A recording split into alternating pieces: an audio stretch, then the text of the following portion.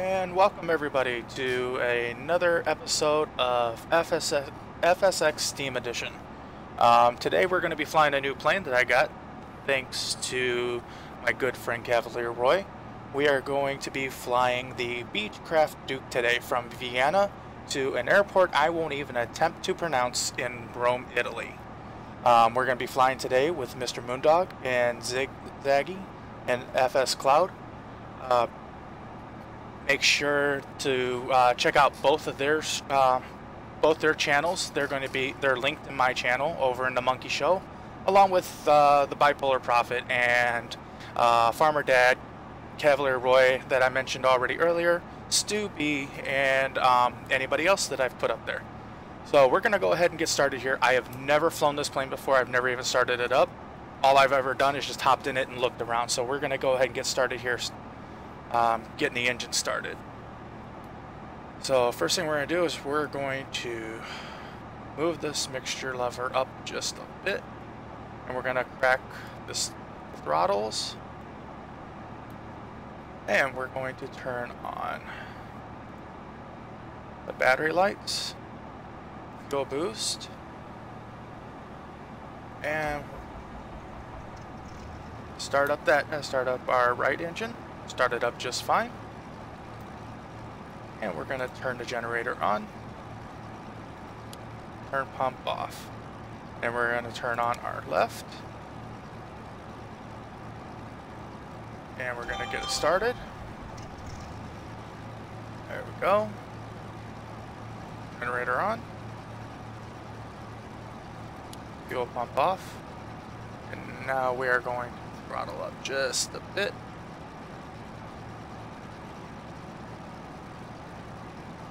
And now we're going to take away this real quick.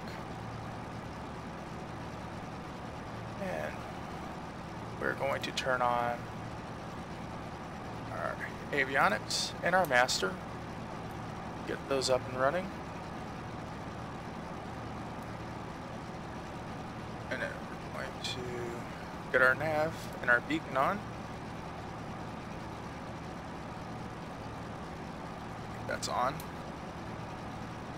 And our taxi lights on. And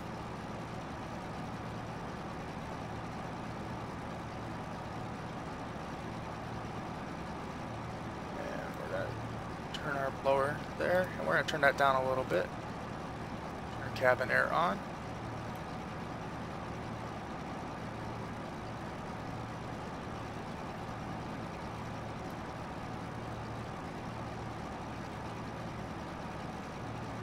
Okay.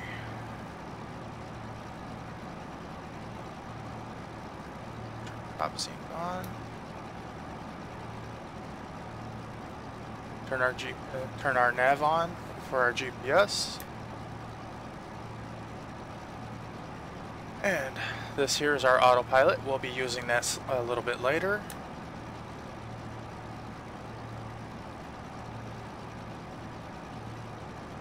And we're going to do our pilot air on. Cross lever does not need to be on at this point.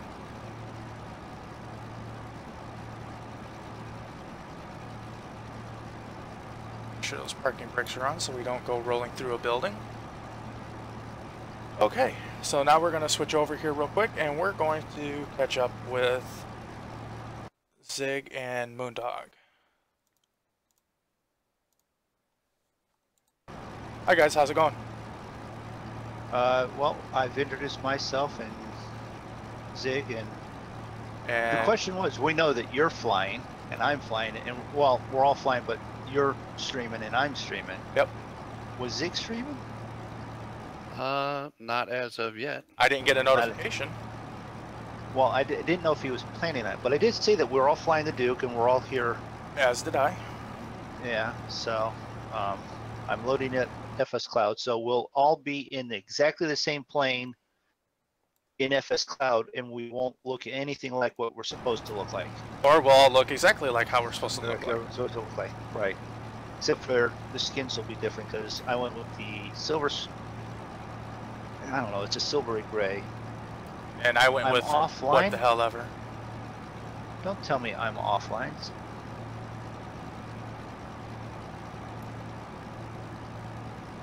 Stream resumes. Don't do that crap to me. The first thing we're going to go ahead and start putting in our nav. Yes.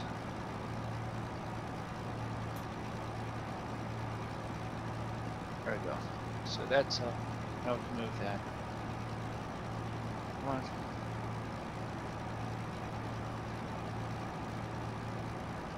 Map. Kill that. I see a Draco. I see a couple other people not too far away either.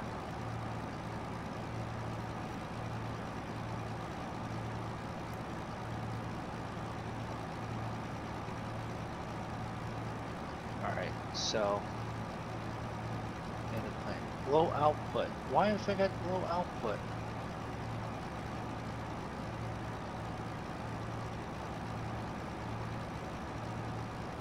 Oh, I will be thoroughly outraged here before too long if that keeps up. And just for all of the people watching me now and in the future, I've said it before, I've never flown this plane before, and I am not good with doing VOR digitally, so I'm trying to learn how to do the VOR on the fly digitally. Usually I either fly GPS or I do it analog in the 377. Did you just use the GPS? I went VOR to VOR though. You can still use GPS. I don't know how to do that. You just turn on the GPS. But my GPS is on. Well, then your flight path should be in there. Oh, helps if you unpause stuff. Okay. How do you turn it on? There's a little button that says GPS on.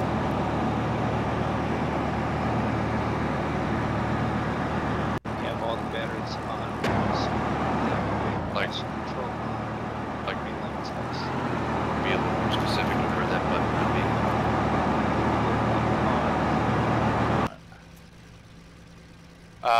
It's on your GPS screen. On the unit left, itself? Yeah, not on the unit itself. It's right next to the screen. On the Yeah. left side, towards the top, says GPS on and off. When you mouse over it.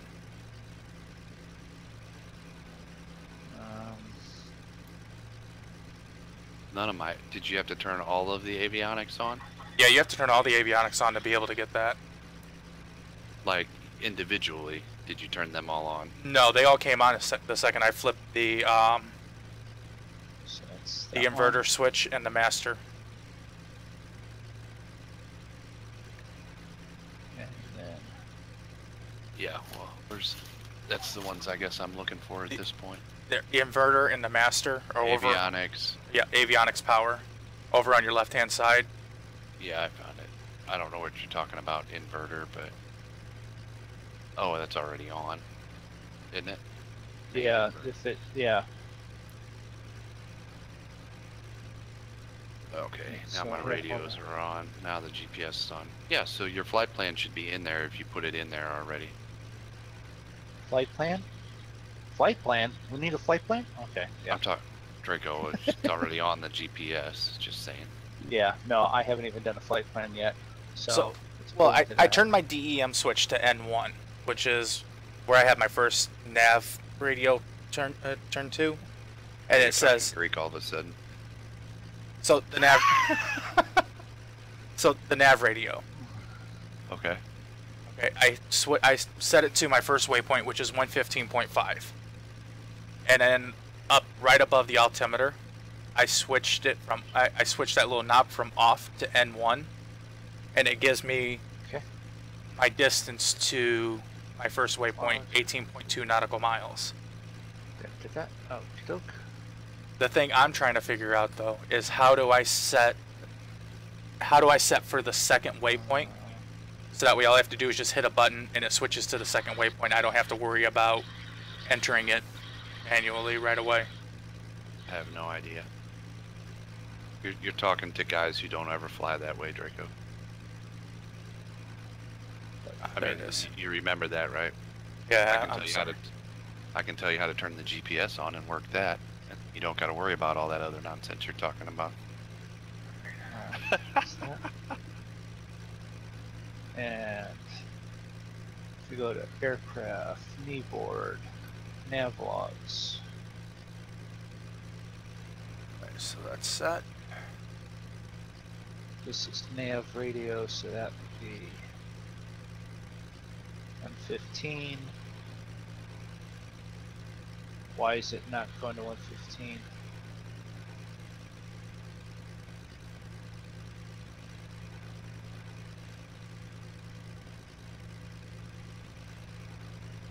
I'll pull that up and take a quick look.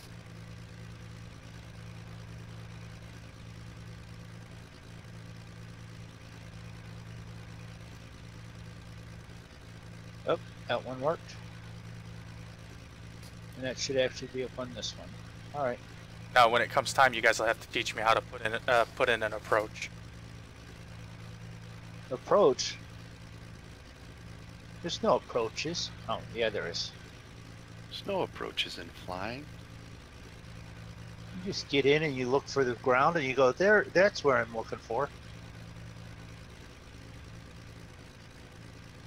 So that's those two waypoints in. That's a radio.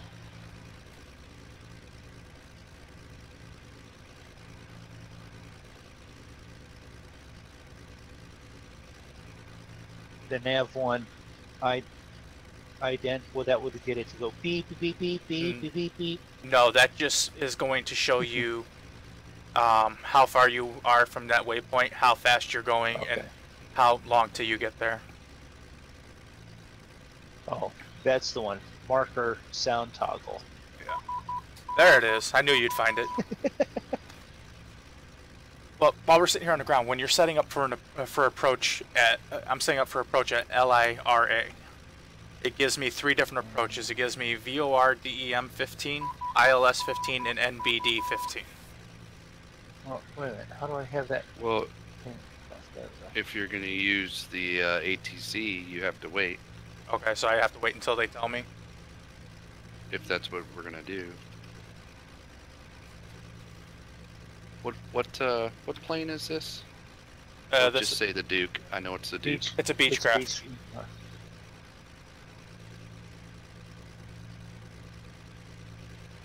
So that should do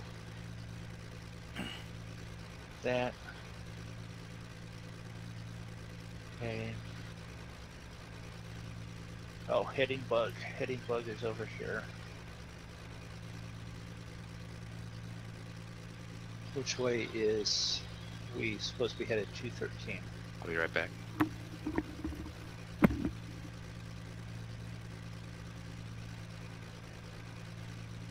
So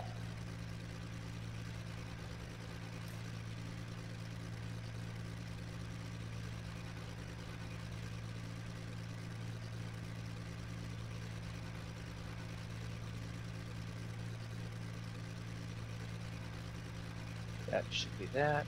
Arrow. We'll call that in here in a minute.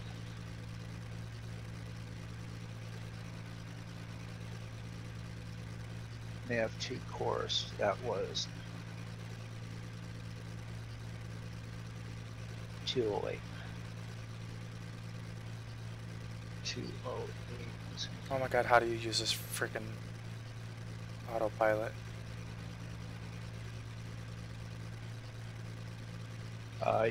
Until you hit the AP button on and off, you're just, there's nothing there. Right. The heading button will turn on the heading, but that is only if you have set it over with the heading bug, which is over there underneath the Artificial horizon. ball. Yeah. And then the APR is your approach that you don't have to worry about because we don't have that yet. What is REV? Back course hold switch. Oh, that's if you want to a return flight. We don't need that. Altitude hold, that is what altitude you want to leave, keep it at. The round button there to the right, the inner one does, wait a minute. So I can't set the altitude in the GPS, and when it gets there, it'll just hold it. I have to, because it's giving me, telling me I can go. I can set it for it to climb at 1,000 feet per minute. Yeah. Well, that would be the up and down there that you can. You have to set that in the autopilot, not in the GPS. Well, that's what I'm looking at, the autopilot. Yeah. But then you press the up for your up feet per minute, 8, 9, whatever.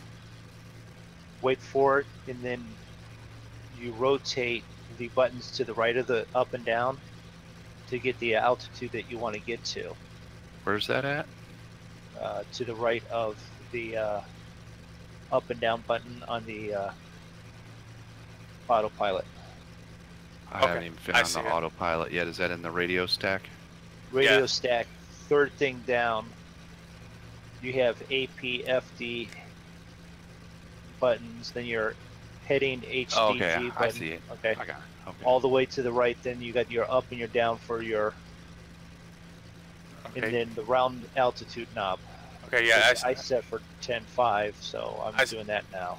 I see it. The VS, if you hit the VS once, it'll give you, you can put it to how high you want it to be. Then you hit the VS again, and then you can set your vertical speed. Correct. And then when you're ready, you just hit your current hold current altitude toggle, and it'll hold it at whatever altitude you're at, right? Correct. That's if I was listening to him correctly while I was trying to do something else. So the way this is like the ones and the other ones I've been using. Like if you just roll over it and you roll it up to like say 5,000 feet, you'll want to hit arm. You'll want to hit arm, and then that'll take you right to 5,000 feet. And then once you hit arm, you can tap the top of that knob, and it'll probably take it to vertical. Then maybe no. No, VS to the right of it. Yeah, but that's different. When you hit VS, that takes you into vertical speed mode, and it just keeps climbing at whatever. It won't stop at 5,000 feet. If it's like the one in my Caravan, you have to hit the knob. Once you arm the 5,000 feet, you hit that arm button, then you click on the knob, and it'll go to vertical speed, and you set then your vertical speed till you reach 5,000 feet or whatever you set in. If you go to vertical speed, that just simply says continually climb or descend at 1,000 feet per minute or whatever you set it. It won't stop at an altitude. Does that make sense? No, it didn't make sense, did it? Sort of. Pretty much what's going to happen. If you hit the VS button, I think it will just be like setting your trim. Okay. Pretty much Does that make sense? Pretty much what I'm going to end up doing is just winging it in the air, experimenting with things once I'm up high enough. All right. Yeah. All right, give me 1 minute and I'll be right back. All right, so I think I'm set to call. Oops, if we hit the right button. We're going to ATIS to make sure altitude is set correctly.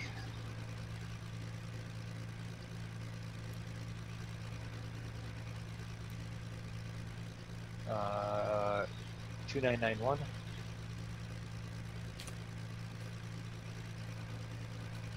2991.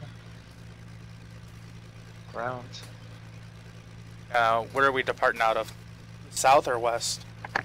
I'm going to hit south. Okay. Vienna, ground, we should be, well, yeah, south is probably best. Kilo with November. Request taxi for takeoff, south departure.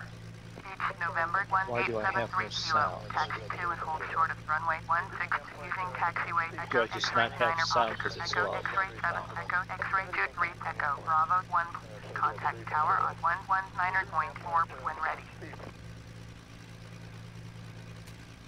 Taxi 2 and hold short runway 16 using taxiway Echo X-ray 9er Oscar Echo X-ray 7 Echo X-ray 23 Echo Bravo 1 Beach 73 kilo.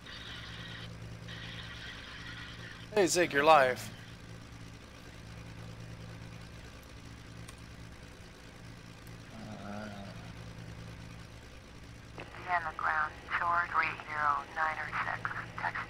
Short 3096, taxi to Gate Golf 43 via taxiway Bravo 3 Echo X-ray 3 Echo X-ray 24. Don't tell me the ATC is on the other monitor. 3 Echo X-ray 24. Short 3096.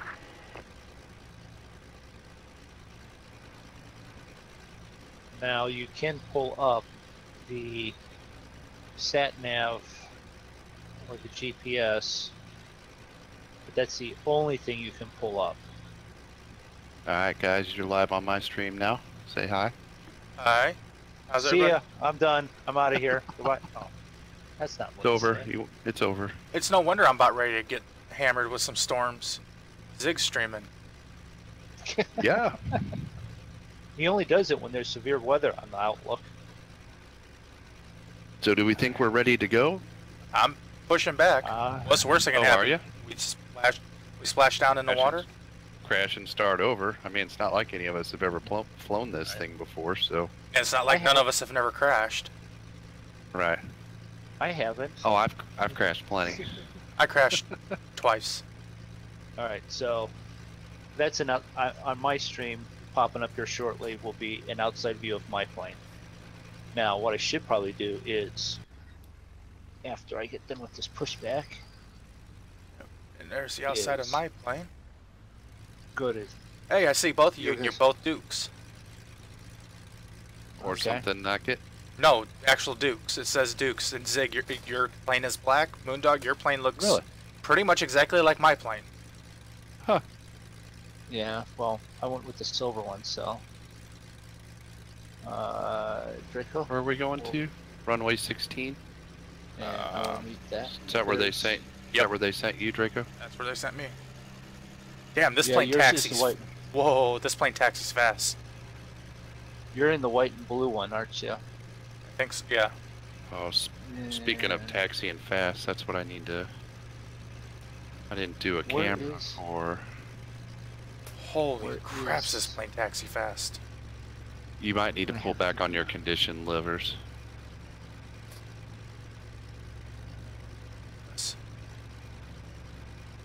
That's black.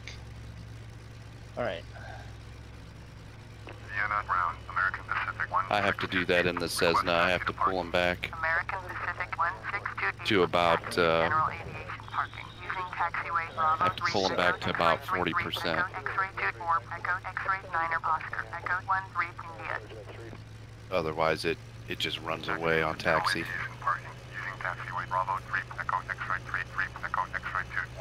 And I didn't set up. Let's see. I gotta set up a camera for the.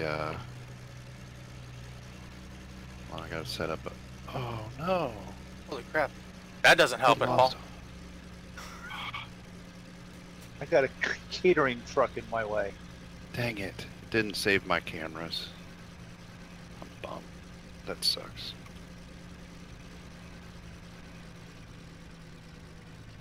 Break, That's gonna be horrible.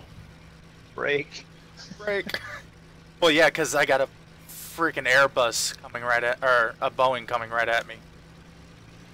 Alright, I'm getting out of the way. Don't run me over. End up sucking me up into your damn jets. Sorry, people. It didn't save my camera settings. I gotta do a little quick edit here, so we can. So I'll be able to view around the cabin. Welcome, whoever's watching. I am. Oh, hi. Welcome, Moondog. Well, I'm watching, but I'm not watching because now I'm watching mine for my chat, so. It's got to be also because I'm used to flying a plane that doesn't respond as easily. Yeah. Because I'm barely touching the rudders, and I'm just weaving back and forth. It look like I'm drunk. Short 3096, hold position, caution other Okay. traffic. Did you take that sobriety test before we took off? Yep. Okay. World travel 963 Did you taxi pass? Gate Golf 37 using I got a taxiway C+. Bravo 4 Echo X-ray 33 Well, Echo that's average. X-ray 24. That sounds like Zig. Well, did you drink anything before you flew? Yeah. Did you have too much? I don't know. Why Glass not? is empty. Define too much. Your opinion of too much may not be my opinion of too much. Where the hell are they sending me? I don't know, but I gotta follow you here in a minute.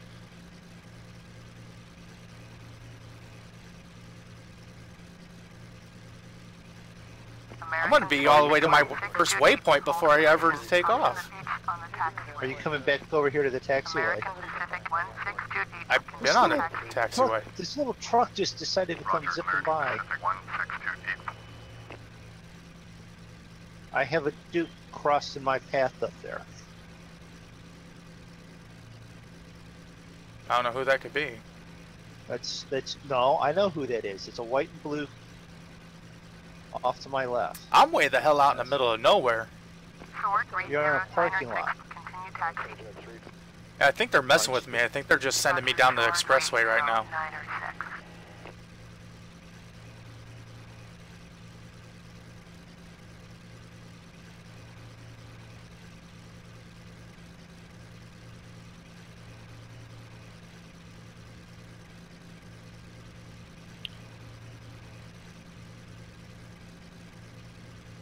Alright, I got a little bit set up there.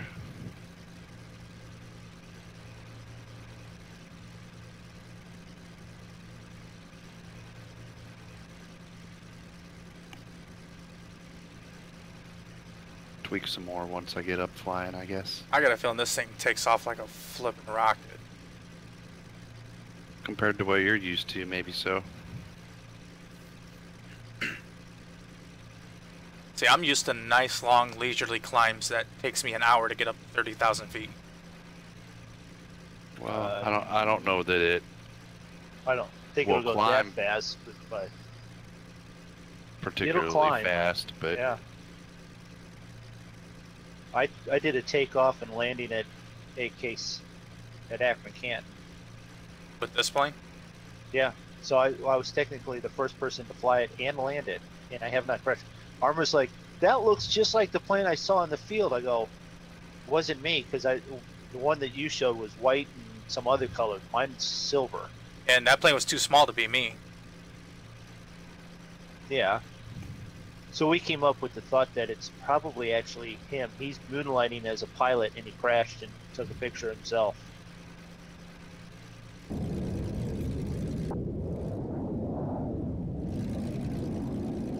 Because during armor suit tends to crash more than he.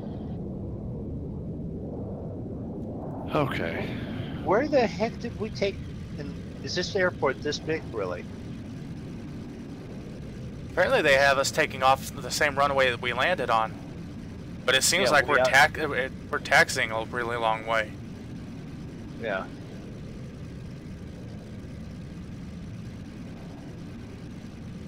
It took you through general parking. I ran up the taxiway there.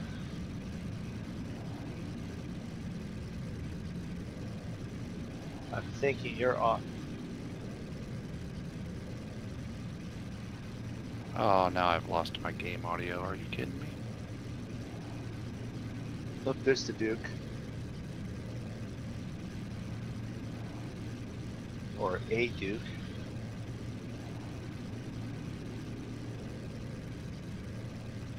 Or I could think of Duke and Duke from Trading Places. Or Duke Nukem. Oh, I didn't lose it. It's just super, super quiet. Okay. Alright.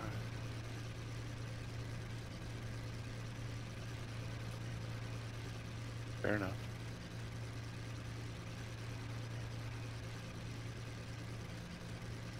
I'm pretty sure we just taxied into Czechoslovakia.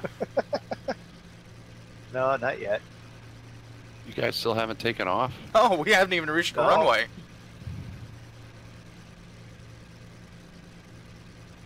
We've got wonderful videos so far of taxiing. We should have named this instead of flying, taxiing. Taxi simulator. Yeah. We'll just call it taxiing. One of you has to be Danny DeVito because I'm just too tall for him. Well, I'm too tall as well. I'm 6'4". I think I'm way too tall. All right. Well, yeah. Well, I'll be Jim. I'll be Tony. You be Tony? Okay. That leaves you to be, I can't remember the girl's name. Was it Elaine? No. That was Seinfeld. Yeah.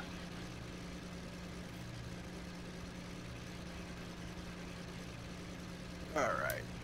Actually, if my wife was to walk in here, I could ask her if she would know. All right. I wonder, how close can I get to the back end of that Duke?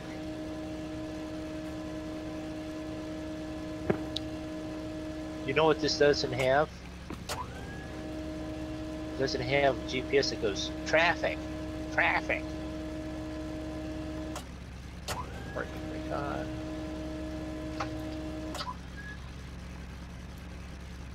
Flaps.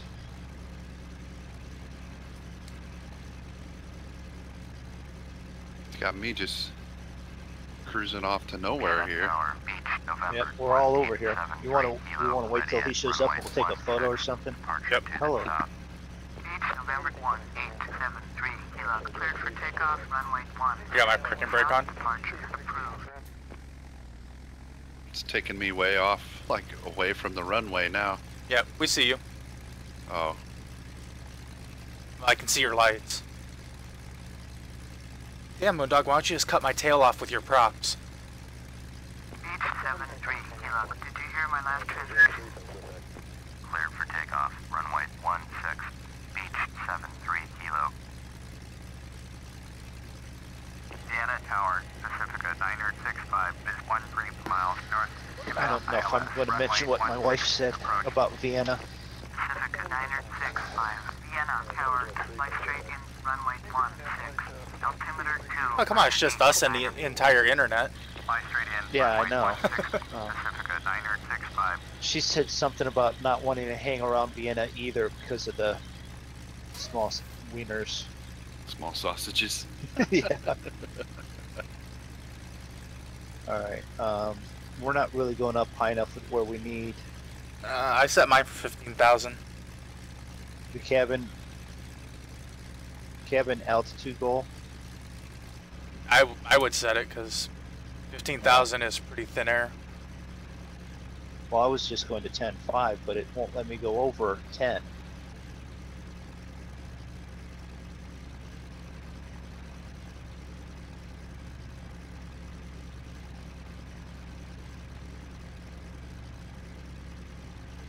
Well, no, that's the pressure inside the cabin. Anything over 10, you're going to start losing. So with my pressurization, I usually, if I'm going to do 15, I usually set it for 8.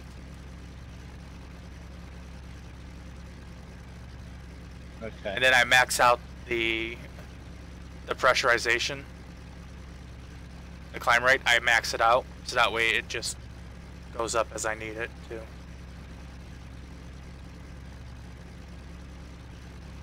Oh, I got in behind a big plane here.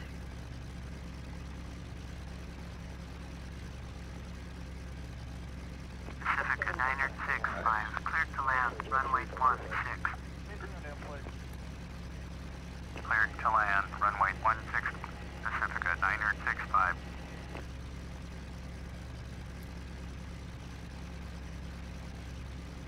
So we're all sitting here waiting for oh, wait a minute, lights. Let's double check lights. Here he comes. We're here, so Yep, there's a big guy between us. No, not for me. Oh, for you.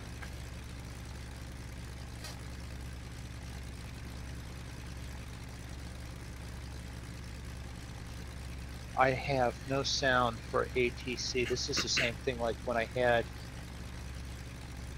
it the other day. He just ran over you guys, right over you. Just crushing you.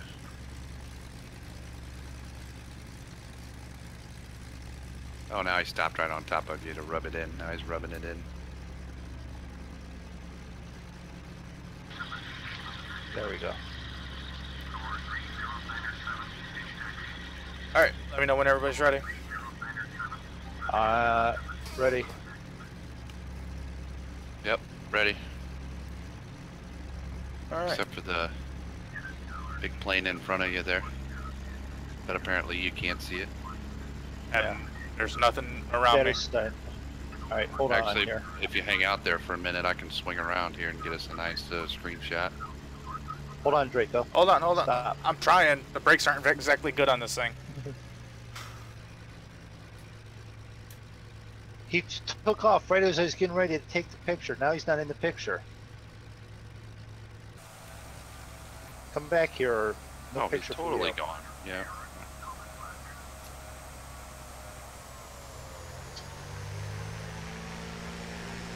Yes, I acknowledge that. Go away.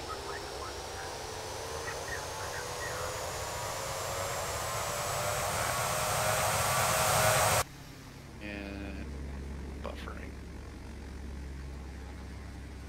What the heck? Come on. Oh crap. I have collisions on. Oh, he came back? He came back. Alright, just hold still. I'll pull up. 65, exit runway when able.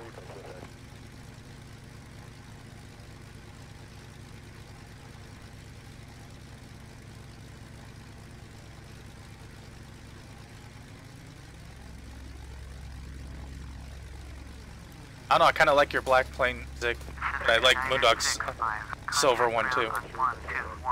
I like the black one, but he said he took it, so I was going to be fine with that. Do you want to pull up Zig or? I'm working on him. Trying not to hit you. It's like nothing, nothing, nothing, full power.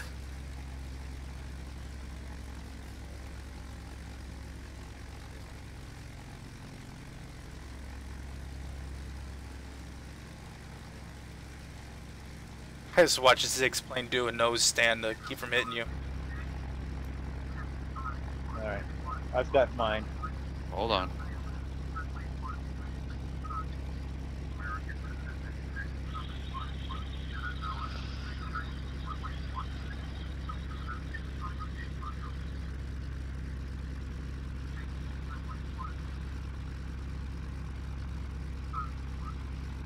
Alright, I got mine. Alright, we can get in the air now? Yeah. Only if you want. Probably almost out of gas by now.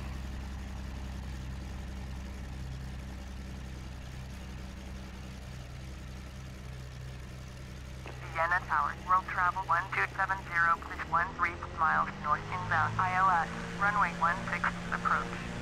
World travel 1270, Vienna Tower, make straight in, runway 16, altimeter 298. You just gonna go and go? Alright. Runway Then we'll proceed world out travel and go. 1270.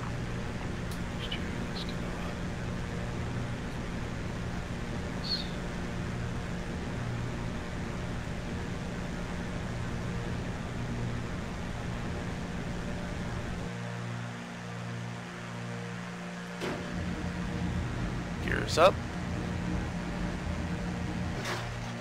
Check.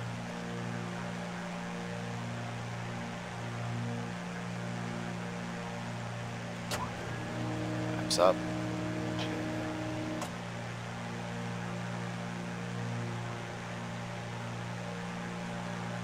Up.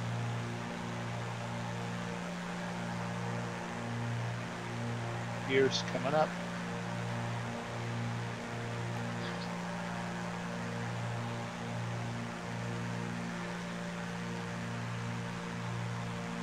Flaps up, and we're not even to the end of the runway yet.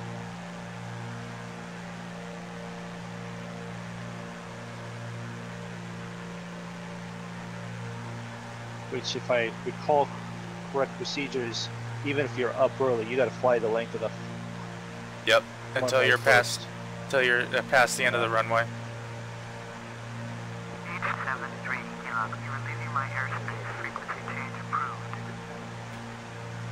Vienna departure, Beach, November 1873 Kilo, this type Beach, 3 miles south of Vienna. Request flight following. Beach, November 1873 Kilo, Vienna departure, squawk 0674. Actually, I want to turn back this way. My VOR. That's the Mike Bravo Delta. on 0674, Beach 73 Kilo. Beach 73 Kilo, radar contact 4 miles south of Vienna, 2600. Gear up. Niner 89er. Flaps up. Copy. Flying. Beach 73 Kilo. Sorta.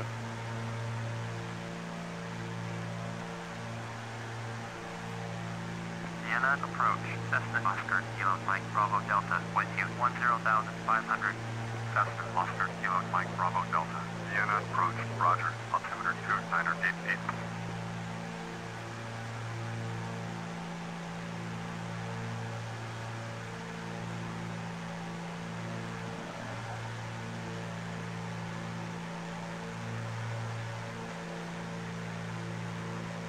Cessna Mike Bravo Delta. Contact Vienna Center on 124.4. Squawk is going to be 075. 124.4. Cessna Mike Bravo Delta. Vienna approach. Cessna Oscar Kilo Mike Bravo Delta with you. Cessna Oscar Kilo Mike Bravo Delta. Vienna approach. Roger. Altimeter 2988.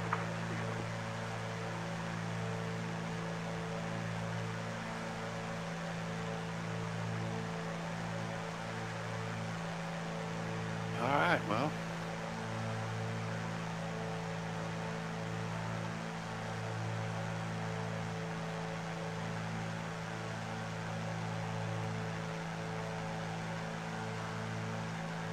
See if we can figure out this plane a little bit. If you guys would quit talking, I can acknowledge. Thank you.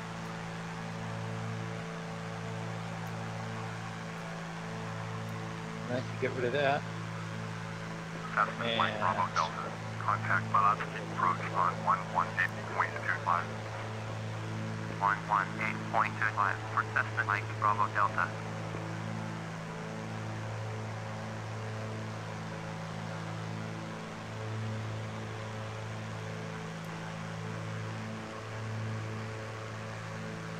I don't know, I can't get this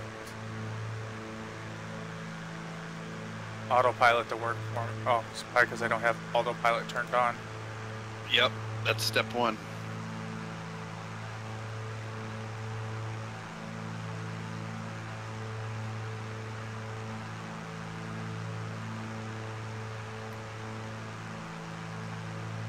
I haven't exactly figured out how to set the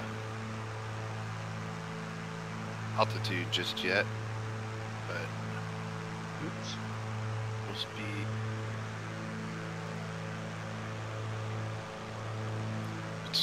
Mine's climbing really slow. I haven't. What the hell's my plane doing? All of a sudden it just started turning to the left. To the left?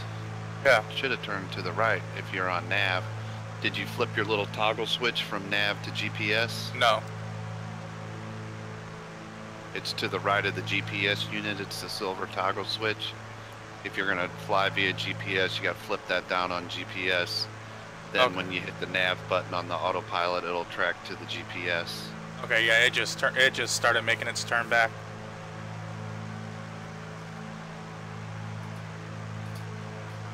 Did it say it said traffic 8 o'clock, 4 miles, 6,900? Is that Draco by any chance?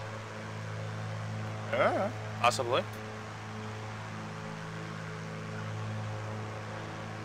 We go outside there and go 8 o'clock.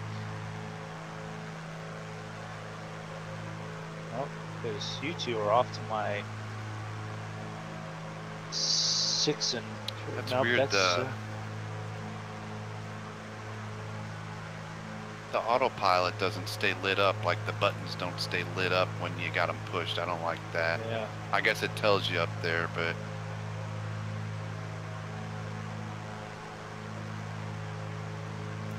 okay.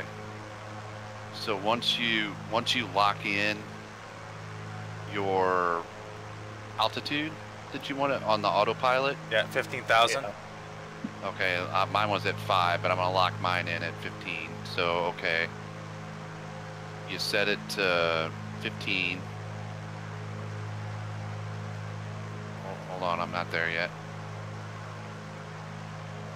You hit the arm button, right? Okay. Then if you hit the up and down button, that'll give you your vertical speed, I think. See, it clicks over to feet per minute.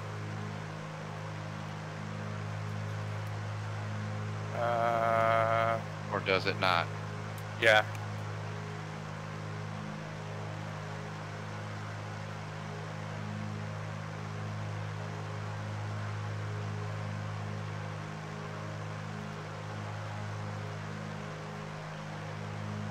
No, I don't think that was it. Thought I had it figured out. Yeah, I'm trying to figure out the vertical speed also, because right now I'm climbing at like 100 feet per minute. Yeah.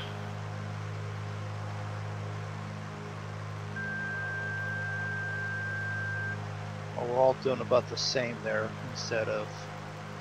Okay, I get that. It's the up and down now. Vienna departure, American Pacific 7750 is climbing through 1,300 for 1000. American Pacific 7750, Vienna departure, roger, altimeter 2989er. American Pacific 7750, turn right heading 045, proceed on course, climb and maintain 1000. So the GPS. Did you guys figure that out? If you set your altitude, you hit the arm button till it says VS altitude arm over on the left hand side, then you hit your up and down button and it'll set your vertical speed. Right. What did you say though, So Draco? on the Cessna GPS, and I believe on the in-game Beechcraft GPS, there was some way where you could see traffic on your GPS. Oh, I don't know about that. I don't ever use that. I'm not sure on this one. I know on mine I can, or in the Beechcraft King, you can, but even that, it gets finicky. So I don't know. I've never used that on any of these GPS units, even if it was available. Now, if you look close enough, that actually says, it says Roy on the bottom box. So he left stuff. I say we get to Rome and we open it up and see what he left. So manifold pressure is that's your throttle, right, Draco? Yep. Yeah. So I'm just gonna go.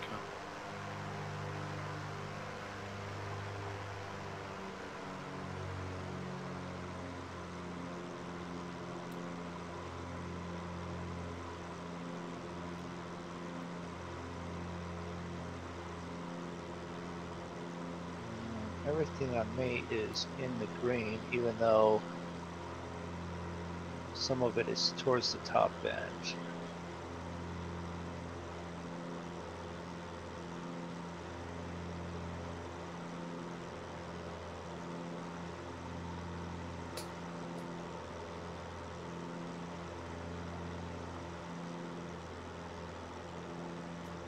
All right, all looks good.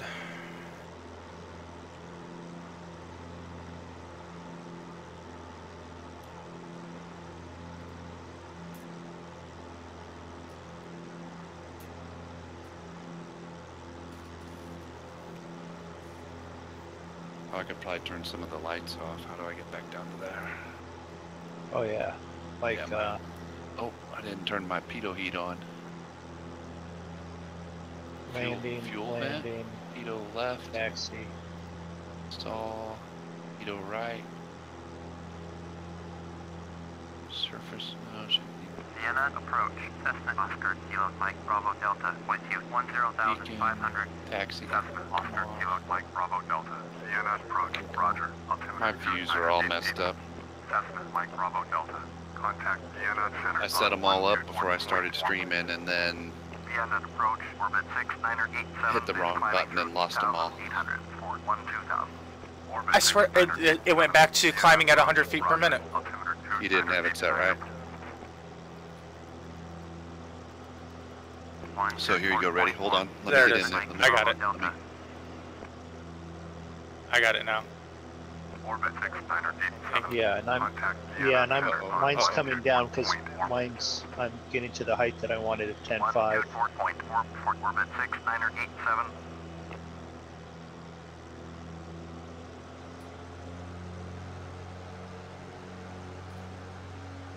American Pacific 7750.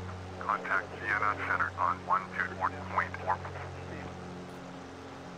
Point 124.4. American Pacific 7750.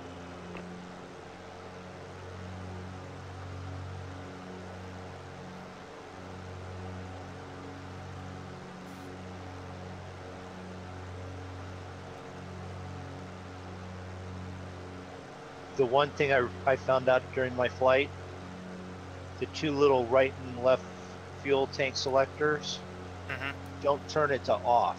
You think? Because then your engine turns off.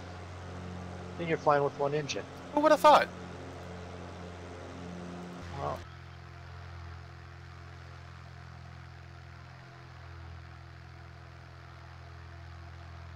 Plane don't have a whole lot of power. Tell you that. Well, it's not a Beechcraft King 200 or 350. Well, it's barely a Cessna. I was like losing speed all kinds of crazy there for a minute. Are you handling your mixture? I hadn't mixtured anything yet. Still at 100%. I throttled back to 85 and the engines definitely sound different now. Yeah, I'm at 50. You guys are thinned out that far already? I'm at 10,000. You know what I found out with the DC6? That thing's mixture at like 10,000 is like 20%. So. Oh, I hear them spooling up. Because they're getting the right air fuel mixture.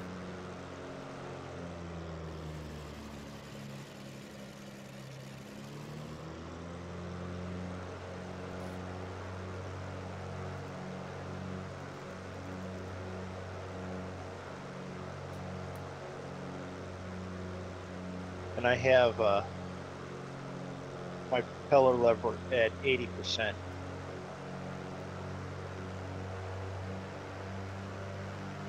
Yeah, I already pulled that back to about 90, 95 like I do. In the Cessna, I run it at about 95 to keep it just under the red. I'm still losing speed. Like I'm down to the blue line. What do you got your mixture level at?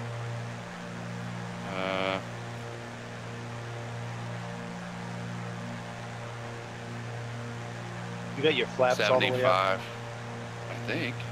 Oh, I pulled mine back to 37 and I'm gaining speed. Okay, maybe I need to go some more. Holy crap, I hear them spooling up. Alright. This thing's really responsive to that. Yeah.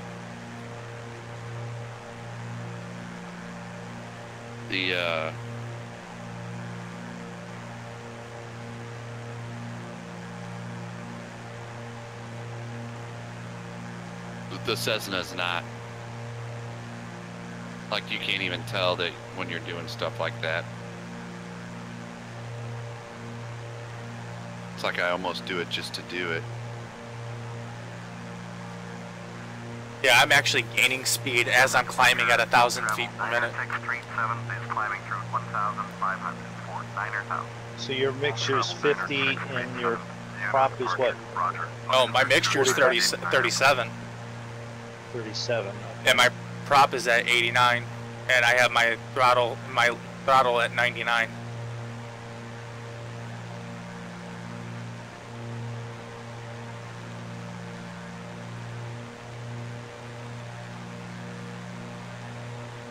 World Travel Diner 637.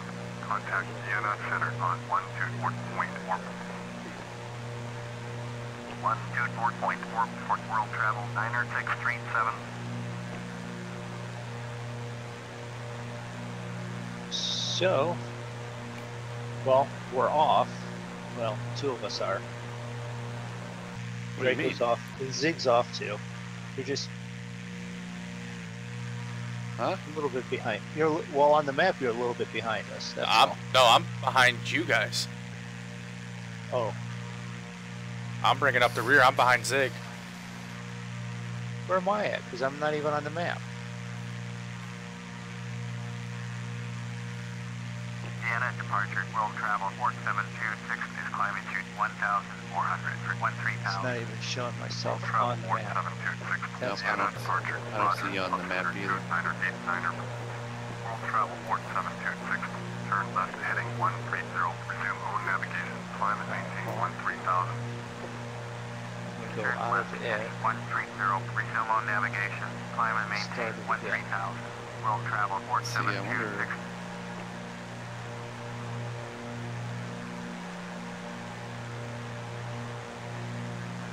Vienna approach. American Pacific 4144 with you. All right, everybody else can see the map. 4144. Vienna approach. Roger. Altimeter 29990.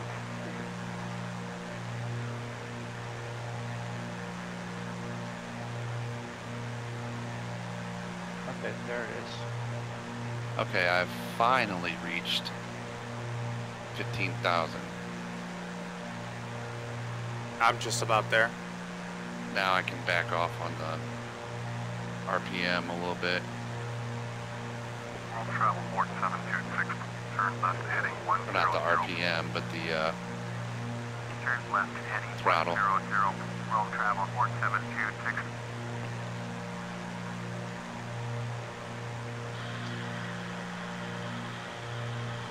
Paused it on me, which means you guys are going to slam into the back of me. Approach. World travel 5702. Although I'm only at 10,000, so that's fine. 77,000. World travel 5702. Just cruise right over the top of you again. Altimeter 29989.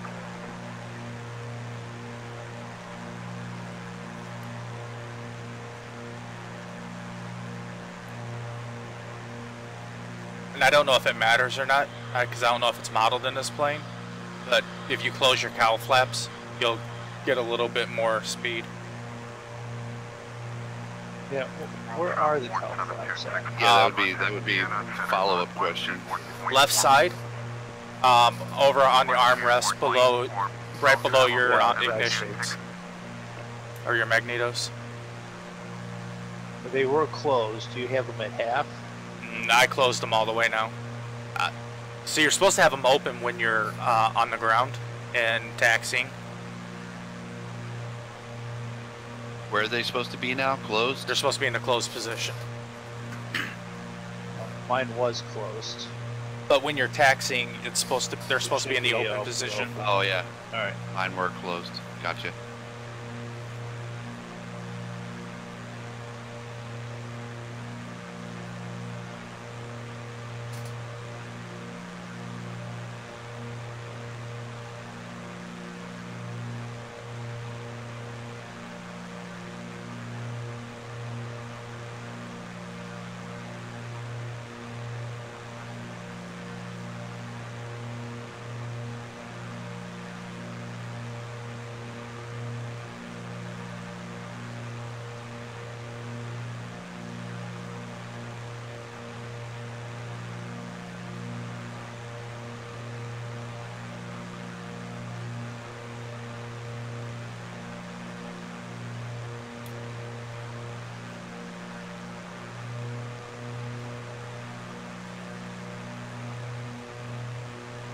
Zoom in here.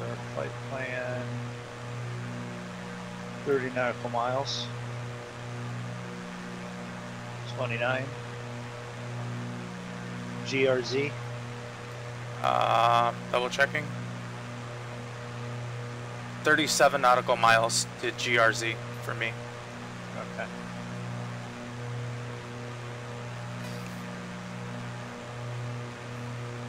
Drako or Zig's just not going to chime in, so that's fine. What were you talking about? GRZ distance 2.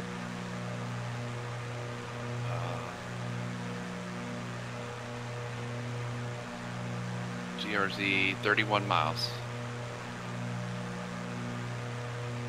World travel 5702. Turn right heading 155. 27, yeah. Turn right heading 155. So I'm roughly 4 miles ahead of you. 570. Yeah.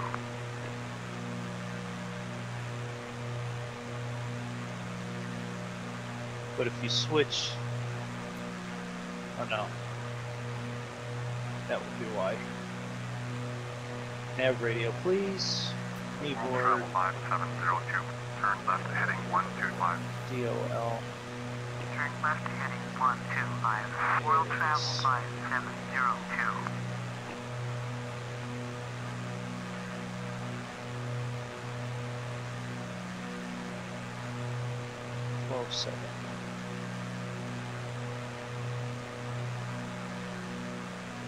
American Pacific Warp 1, Warp traffic is 12 o'clock. Warp miles at 7,000. Airbus A321. Report to insight. World travel 5702. Traffic is 11 o'clock. 3 miles at 10,000. Avalanche Dash 8. Report to insight. World travel 5702. Traffic in sight. American Pacific 4144 has an Airbus A321 in sight.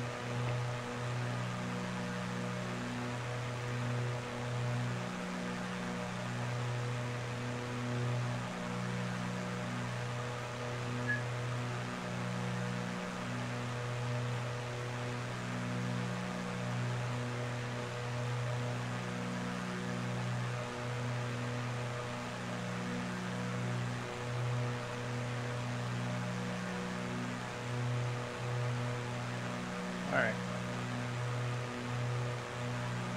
So now it's a boring flight. What's your I guys' know. airspeed? What is it? Roughly 80? 80. Dead on 80. 180? 80. 180. Let me see. Yep. I'm just a little below 180 maybe. Cool thing is, if you hold the mouse over it, it still tells you visually, you know. Oh, does it? Yeah. I'm trying to squint and read that. Oh yeah, I'm at 180.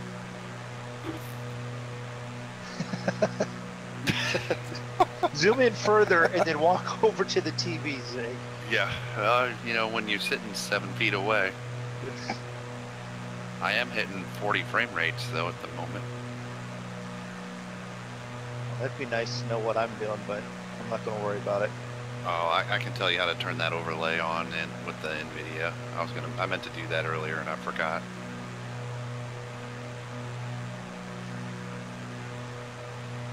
The higher you go, the better it is. I can tell you that. I've noticed since I've had that on. Yeah, because it's got less draw. Yeah. Yeah, well, if I get down towards the coast, I'm going to go even lower. Get near some mountains, might, you know, do some canyon running. Mrmoondog to Daredevil. I may even open the doors, let some fresh air in.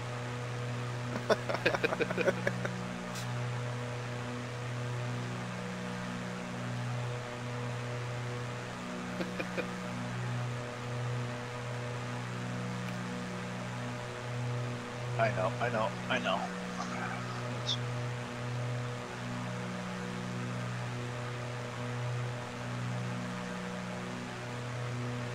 We'll see. With the new rig, I've got the wireless keyboard and mouse on that, which is now nice because I don't have to worry about the wires from that. So that'll be helpful. But like the other rigs have, then the corded keyboard. I'm gonna go looking for them. Yeah, be careful with the wireless. I don't like mine. I use the wireless mouse, but I have issues with the wireless keyboard. Maybe it'll be because you're sitting a little bit closer, but yeah, it's actually closer than what the corded one would be, but I don't have to deal with the number of cords. Because like mine would kind of, I don't know how to explain it. It would delay. It had lag. A little bit of turbulence. Yeah, I slammed through that. Well, I had nothing down here. Maybe you're too high. Oh, I can do a barrel roll. I can do a barrel roll in a 747 if I wanted to. Somebody asked you to do a barrel roll? Yeah, Moondog. Oh.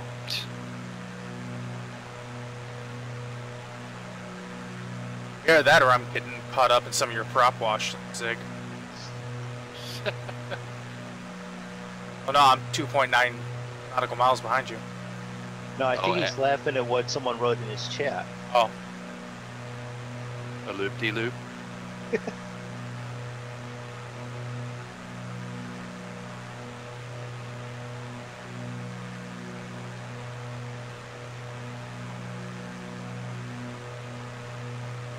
Oh, look, there's an airport down there. Maybe we should buzz the tower. Maybe we shouldn't, and just say we did. Well, that's possible. Or maybe Probably we shouldn't, the and just say smart Moondog did. So when the authorities ask, oh, it's just Moondog. We didn't do it.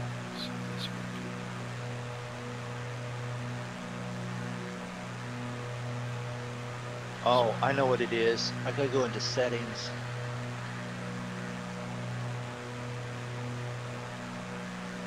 Isn't that what the automatic pause is? Yeah. Pause on gas switch. Okay.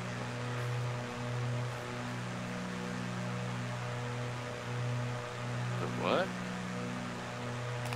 There's a little box that you can check or uncheck. So that way when you go to a different screen, the game keeps going.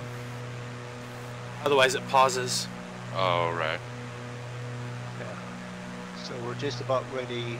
Well, we're not close, but we're close, somewhat close to Slovenia. Oh no, I'm 6 miles from my next airport. Yeah. Or from my next waypoint.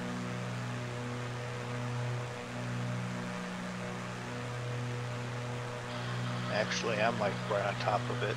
I should be turning here.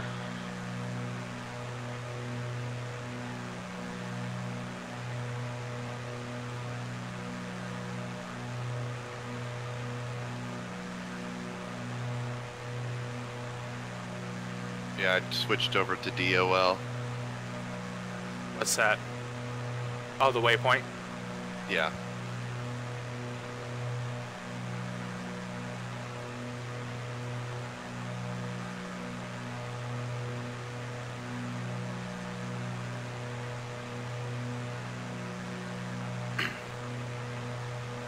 I thought it was one of your fancy GPS things.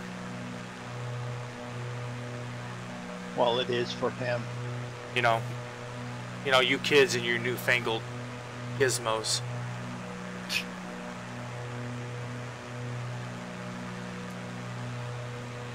Yep, I just switched myself.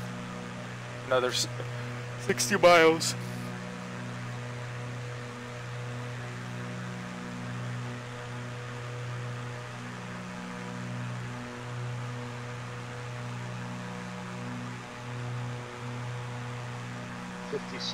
Why is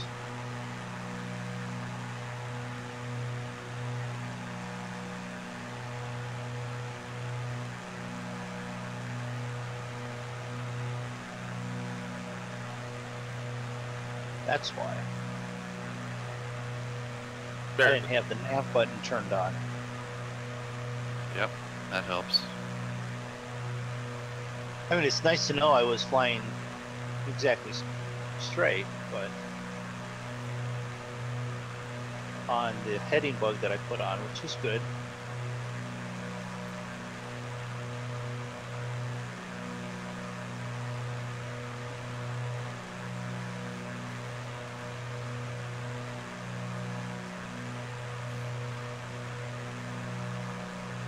Alright, so what was nav log? So we're having a new oil. So the next, now the heading goes from 205 to 204. Big change, just to let you know. Oh, I'm about ready to get kicked right in the teeth by a nasty storm. What? For real? Yeah. 50-mile-an-hour wind gusts.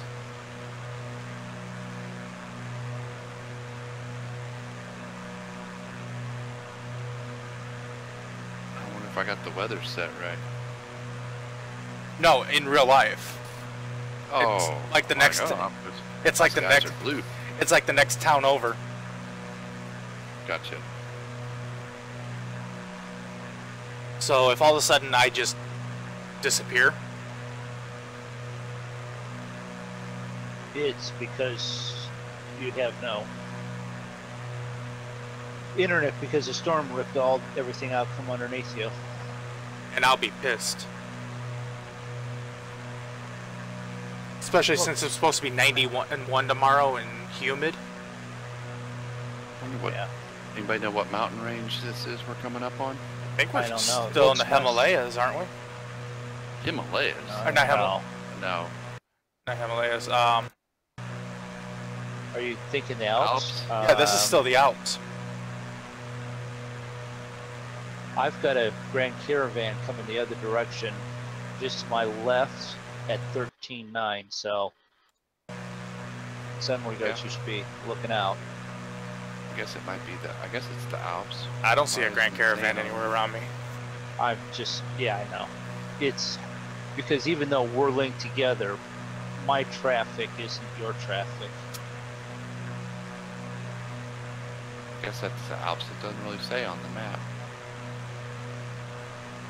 I'm not seeing it if it does. Thought I saw it yesterday though.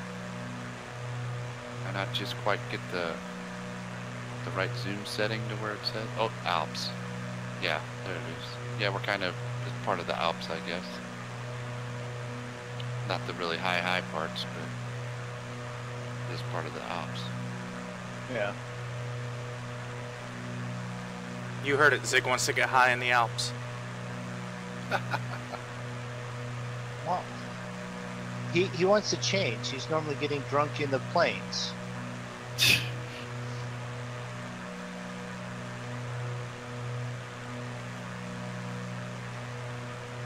Okay, he's getting sloshed in St. Louis.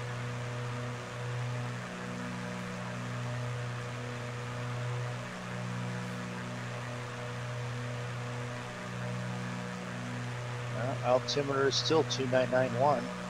That's what mine is.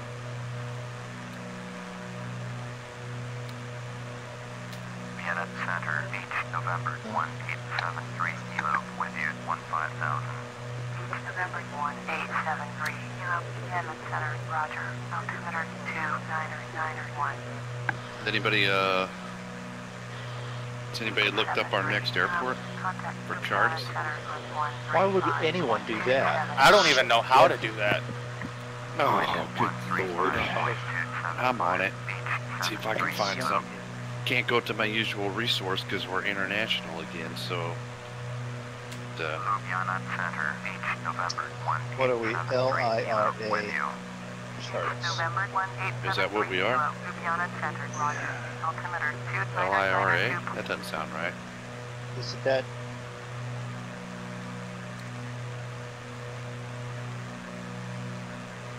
Rome.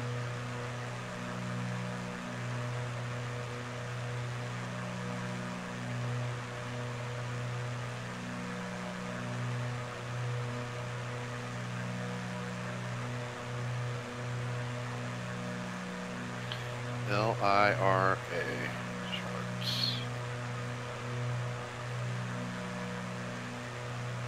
Navigation charts, cloud, Italy, Rome. Is that possibly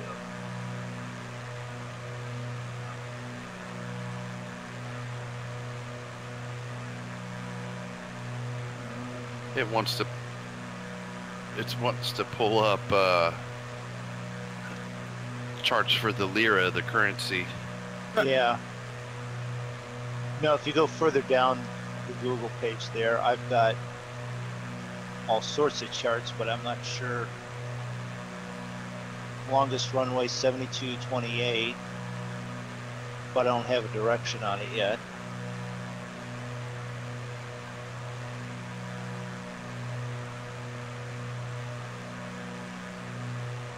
Star, ATC, RNAV overlay. The actual charts are all here, but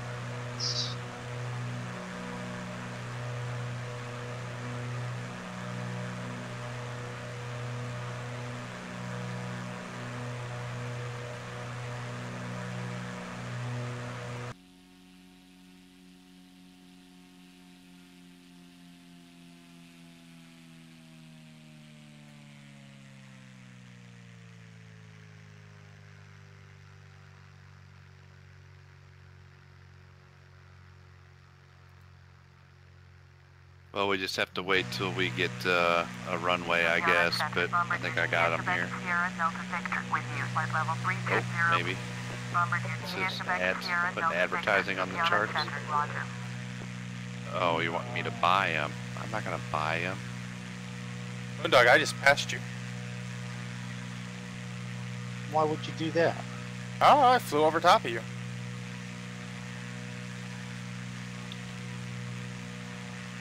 Well, your speed might be a little bit better because you're doing your 5,000 feet up plus resistance. Let's see. I guess it doesn't really matter. You'd probably be safe to... Runway 15 or 33. Can you see what where the ILS picks up or whatever, just so we know if we want to be like... Yeah, I'm 2,000 feet or something?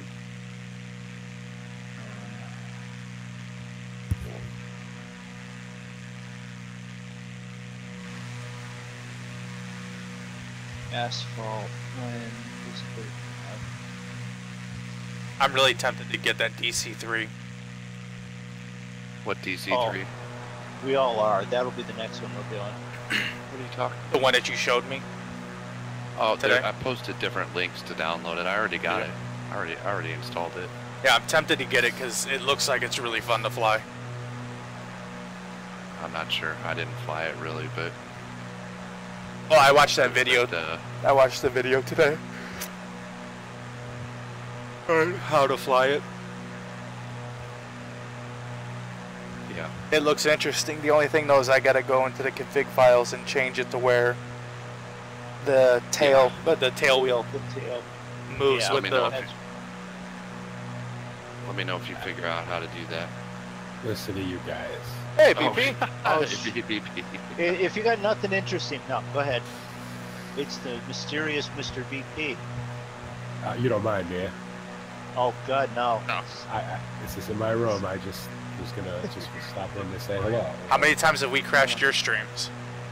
Well, that's kind of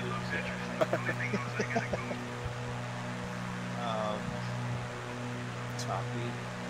So everybody who watches this in the future, in case you never put a voice with the name, this is BP that we all talk about.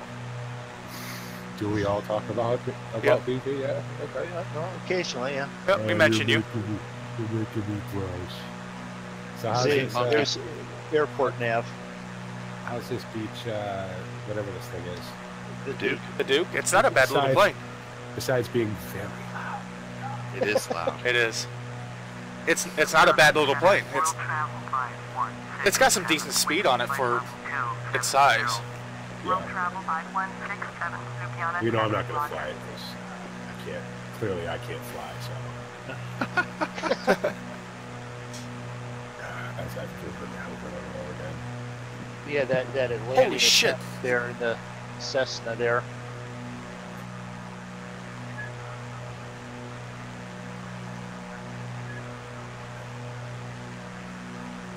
So we are all three streaming so that we can see the planes. We wasn't sure, but you get into it because we all have them, even on FS Cloud. You can actually see the correct plane because we all have it. Right. Oh shit. So- Pretty plane though. Zig, watch out. Are you that close? There's somewhere. You all said there just we are. popped right into view.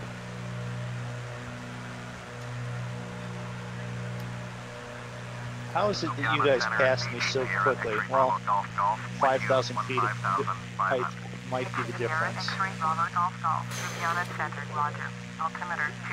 Yes, now it's a freaking handoff. I'm done with your handoffs for a while.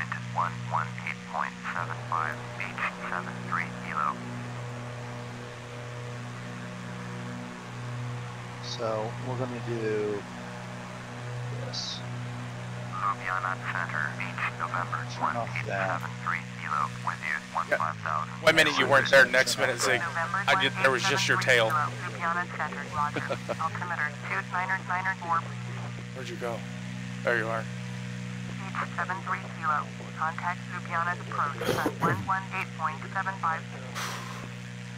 We almost had our first mid-air collision. 197 heavy with you. Pacifica 197 heavy. Ljubljana Center, roger. 118.75. If you guys are going to collide, I'm going to go down here near the mountains and check that out. Get away from you. They don't crash here, they'll never find us. With you, 14,000. Orbit 6987. Where are you? We are over the Alps. Right. Somewhere. Not that. We're somewhere between Vienna and Oh, Rome. We're Slovenia. Slovenia, yeah. Slovenia. Oh, okay. That yeah, yeah. I wasn't reading the ATC Ljubljana. Yeah. Yep. Been over this particular bit of bump many times. But you're missing out. You got to get on VATSIM. So when you get Slovenia and ATC, and you don't know what they're saying. Smile and nod. Smile and nod mask for many reasons. That's that was the question earlier. Was Sicily? You know, Yeah. the island down after. I know it's Is that actually Italy or is that its own country? And I guess that depends on which person you talk to, an Italian or a Sicilian. right. That's something I'm not getting involved in. Let's put it that way. I get enough trouble with Irish people, so I'm not getting involved with that conversation. I can tell you that my father, who was Sicilian, believed he was Sicilian. And my aunt, who was Italian, believed that he was an idiot. So, there you go. So, yeah. Going to 118.75, orbit 6987. Ljubljana Center, orbit So we're going to come down here and look at the 6987. mountains.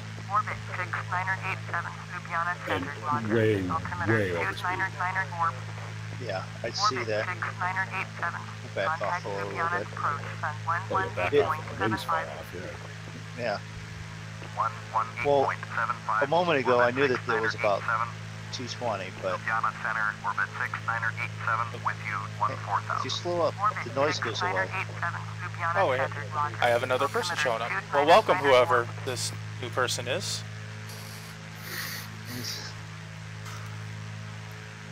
Professional streamers. Aren't we though? Welcome to the Monkey Show, everybody.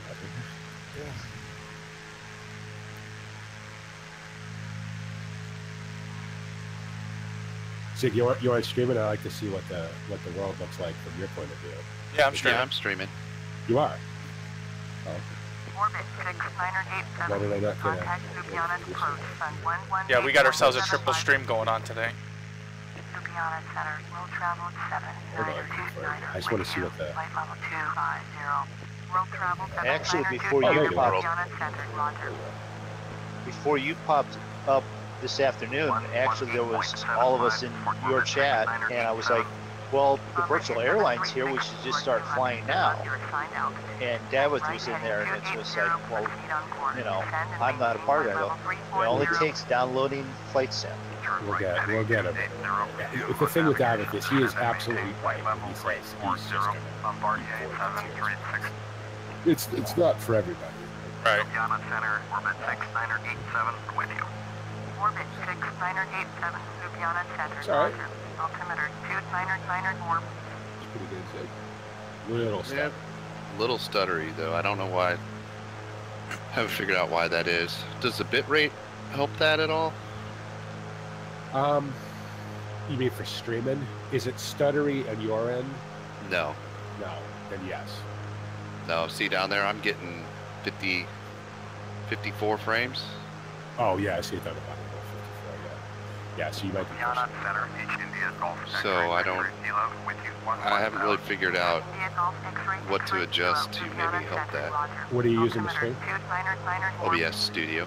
Oh, yeah. I'm not the person. I could never get OBS to work for me, no matter what I did. Really? To me, I get it, it's free, you know, and it's a good option, and a lot of people use it, but for me, I'd rather pay the $14 every 3 months for Gamecaster, which, you know, kind of figures it out for me. I could push a lot more bit rate than I do, but I just don't see the need. I think somewhere in the, I think with OBS, somewhere in the vicinity, like you should be You should be on CBR, any constant bit rate instead of VBR or QBR, which is quality based, which is just useless. I think somewhere in the vicinity for YouTube about 5,000, if I remember correctly. But you may want to Google that. It's been a long time since I've tried to use OBS. I'm not up that high. Oh, okay. I don't think I know for sure. I don't know if that would be better or worse to go higher or lower. That's what I don't really understand. Sometimes it's better to go up. If right. You have I think the power of the internet to do it. Well, I guess one of the things I had read, or I don't remember if it was in a video or something, that you should set your bit rate to half of your upload. Yeah. Yeah, that's so. Does that mean I can run my bit rate at 350,000? Yeah, right. Yeah, I know that'd be a crazy number for you. YouTube would probably not let me have that much, I wouldn't think. Right. Well, I think mine is 6,000. I honestly, I think anything more than about 8 is just a waste. I think because even the guys who stream in 4K aren't. You know what I mean? It's just because you're not going to get. You could stream it whatever you want, but YouTube's going to take it down anyway. So, right. You know, Twitch does the same thing. My streams look equally as shitty on Twitch and at YouTube. I stream a higher bitrate to Twitch because I can get away with it. But I want to start streaming at 1080, but there's really no point because a lot of people still can't watch a 1080 stream. So. Right. Well, I've been watching my kilobytes per second on OBS, and it's been going anywhere from 6 to 6,300. As long as you're not dropping frames, you know what I mean? That's the real key indicator. Take it up until you're not dropping frames. Well, I dropped 869 frames, so 0.3% of all the frames. Yeah. I've dropped a lot more than that. But some of that is FSX. You don't realize how CPU heavy FSX is. And you're asking your CPU to do a lot of things. You're asking it to run all the physics, to draw all this, to do all the mesh work, especially using with this Orbix. Yeah. It does look pretty though, doesn't it? Oh, that's not Orbix. This isn't Orbix. No. Well, this ain't stock FSX. Yeah. Yeah. It is. With the clouds in the sky and everything are Rex 4. I have Rex 4. I have Rex 4, but no, I didn't do the Orbix yet. I was gonna say because that's not. I mean, it's been a long time since I've flown stock FSX, but it doesn't look like it's way too sort of smooth to be stock. It's usually you fly over the Alps and it's the Triangle Mountains. I know when Dovetail grabbed up Microsoft or the FSX, they did do some optimization on it. Yeah. And, the half an hour I spent in FSX Team Edition the other day flying the Cessna was the first half hour I spent in it. So I flew quite a bit of it when I first got it. I was like, well, do I really want to spend the time to port everything? Not really. So I just run my standard installation. Before I realized that you could run both installations at the same time in FSX Team, which is just read whatever's in your FSX folder anyway.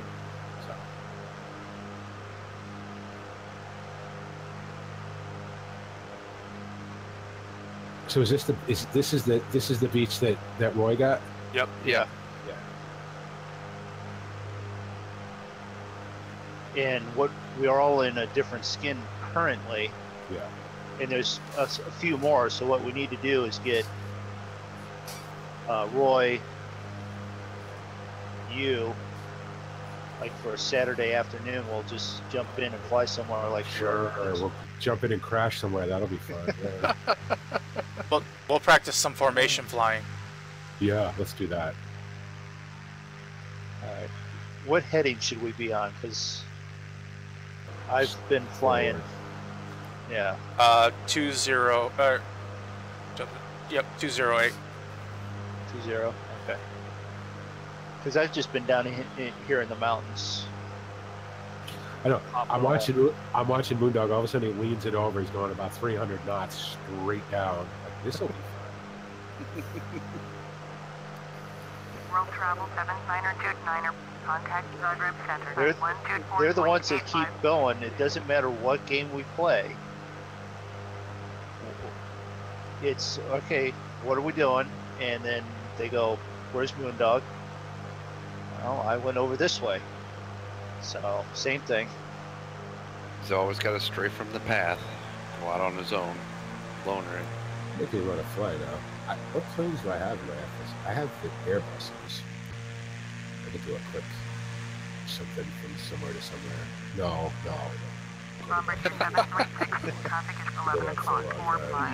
You've had a stressful day and a half. Oh, yeah, it's been a fucking day and a half. Let me tell you, today was, I wanted to come on Bristol early.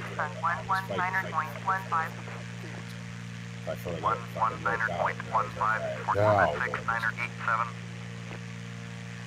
I think tomorrow I'm going to stream full pitch because it's what I do. Whenever I have a crisis, I always run back home, as it were. But probably do some bonus stuff afterwards with whatever you guys want to do. I like Wreckfest, but I think we play a lot of it. I'd like to do something else. Yeah, no, I was going to say, I'm Wreckfested out. Yeah. I don't want to get burnt out. I don't want to get to where I'm just like, nah, I'm good. I don't want to play it at all. Because it is fun, but we do it.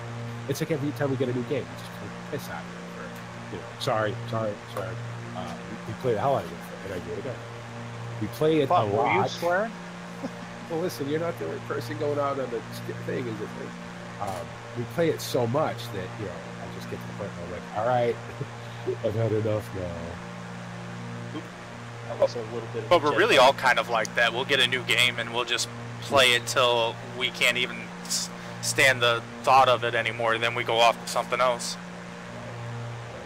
But I tell you what, this here is very much a lifelong obsession. And Zig is, I could tell Zig's already got it. Like, it isn't a passing thing for Zig. He's got it. Zig will be flying some. I'll probably be working for Zig before too much longer. I don't know about that, but I'll be lined up at Heathrow. He'll be coming in, and I'll be going out.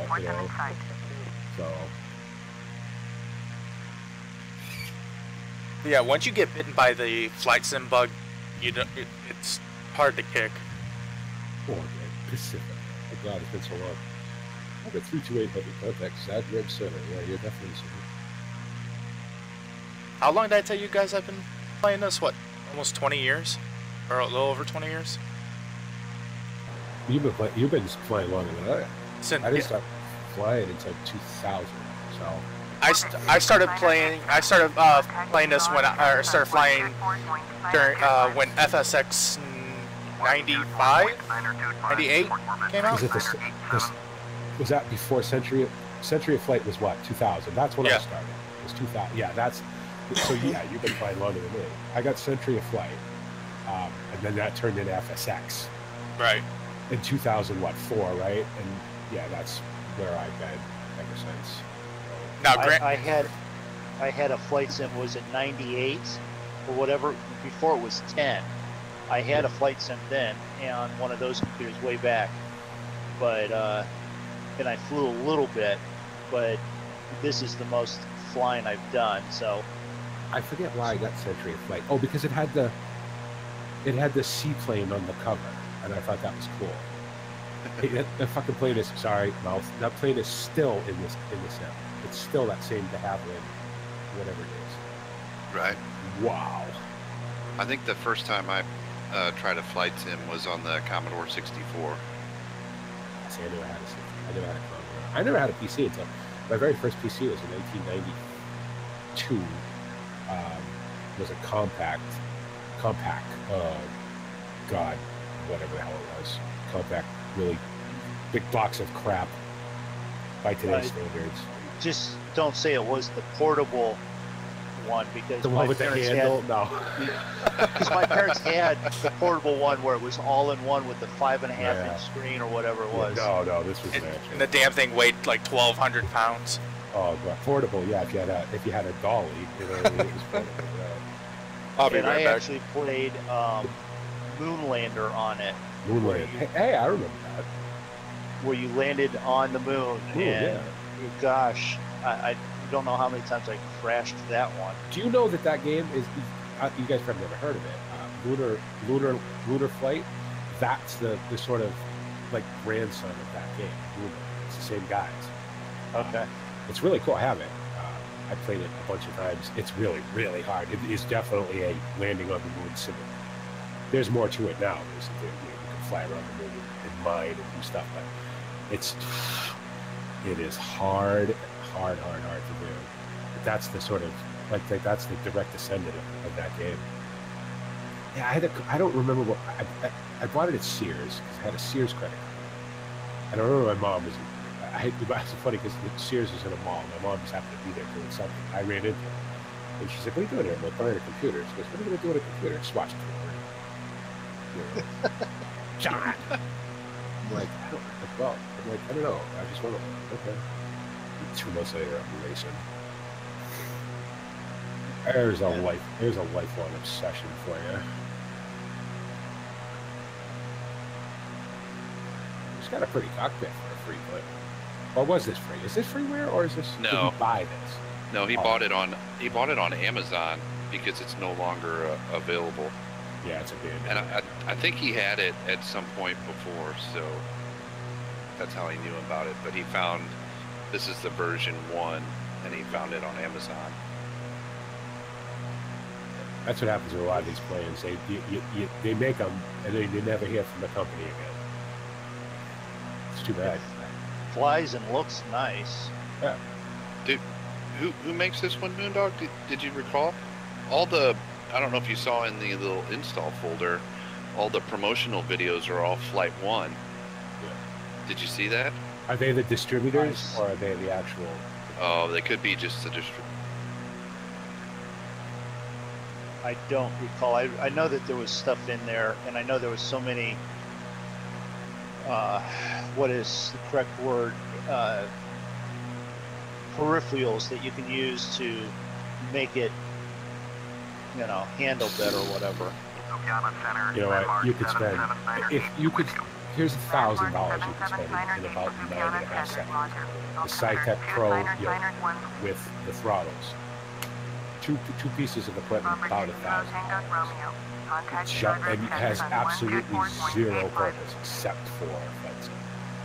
That's why I don't do it. That's why I haven't done it. Even as much flying as I do. Like I there are times when I'm taking off with the 747, I'm landing it, and I'm like, it's so immersion breaking to not have a yoke, because obviously 747 is a good plane out of Chelsea. But I'm like, I can't justify. I don't have that kind of money. First of all, I can't justify it for one thing. Granted, I do that one thing a lot, but it's still, for me, I'd rather have $1,000 steering wheel. I really would. My joystick works fine. I've flown, I don't know how many thousands of hours on it. It works just fine. So, it's got all buttons I need, so. I know that I'm breaking a few flight laws here right over town, but too bad. I've done it. I wanted to come right down to the water. I'm doing something silly. Hey BP, when you get a chance, can you type something in chat? Yeah, hold on, I gotta get your stream open for how many windows can I have open at the same time? Where are you? 42 is the answer, by the way. So is there a reason, BP, that you don't do any videos or anything on Flight Sim? Because it's boring as F, Sig. Yeah, I get it. Especially if you're doing just the long flights, I guess. Yeah, I don't do any GA stuff or anything. I mean, you saw, and I'm not lying, guys. You will see, it's a good thing you guys are actually flying, because if you get into tube liners, you get into the jets and stuff, you will forget how to fly. You will. I can't land one of these. I can't. I'm going to need to do a million patterns to learn how to fly again. My plane, my 747 will land itself if I let it. And I'm not going to lie, there have been many times after multiple hours in the chair where I have let it land itself. So, and also BA encourages that because it's more efficient. The plane is a better pilot than I am. So it's more efficient, saves fuel, saves parts, saves wear and tear on the engines, all that sort of stuff, right? So when you're simulating all that stuff, they would prefer that obviously no plane in the world can take off itself yet. Anybody tells you they can is below the weight. Everybody thinks the Airbuses can take off by themselves. They can't. Which waypoint are you guys on? I am on DOL heading for PUL still. PUL. Yeah, All right, 15, that's fine. 15 miles. I've got 29 because I was playing in the mountains there. So we were all talking about doing a DC-3 flight with the DC-3 that Zig found. Yeah. I think you'd have fun flying that one. Yeah. Oh, flying it. Listen, anybody can fly. It's the landing. It's the landing. I always say this, it's like anybody can take off and land and fly. It's the landing that sucks. You get so used to the automation of it all, of coming in. Now, I don't always have an ILS runway, but again, with the level of automation in a big plane like that, even an RNAV or even a visual is fairly automated. You know what I mean? So the plane is going to line you up. The plane, you mean, you're going to tell it what speed you want to come in at. It's going to come in at that. You start, you got to keep the auto throttle on the 747 anyway. You trim it up. You put your flaps down. You put your gear down. Okay, I'm 2,500 feet up, 20 miles out. I'm going to take over now. As long as you don't do anything dumb, the plane's going to land itself. The Cessna, I'm not used to the slip. Oh, that is a very pretty boat. That's not at all what that is. I'm just not used to the slow speeds. This thing's landing at 40 knots. I'm like, 40 knots? You can't even stay in the air at 40 knots. Altitude arm. Yes. No. What are you trying to do? Get this thing to... Yeah, so when you have your altitude and your climb rate set, hit arm.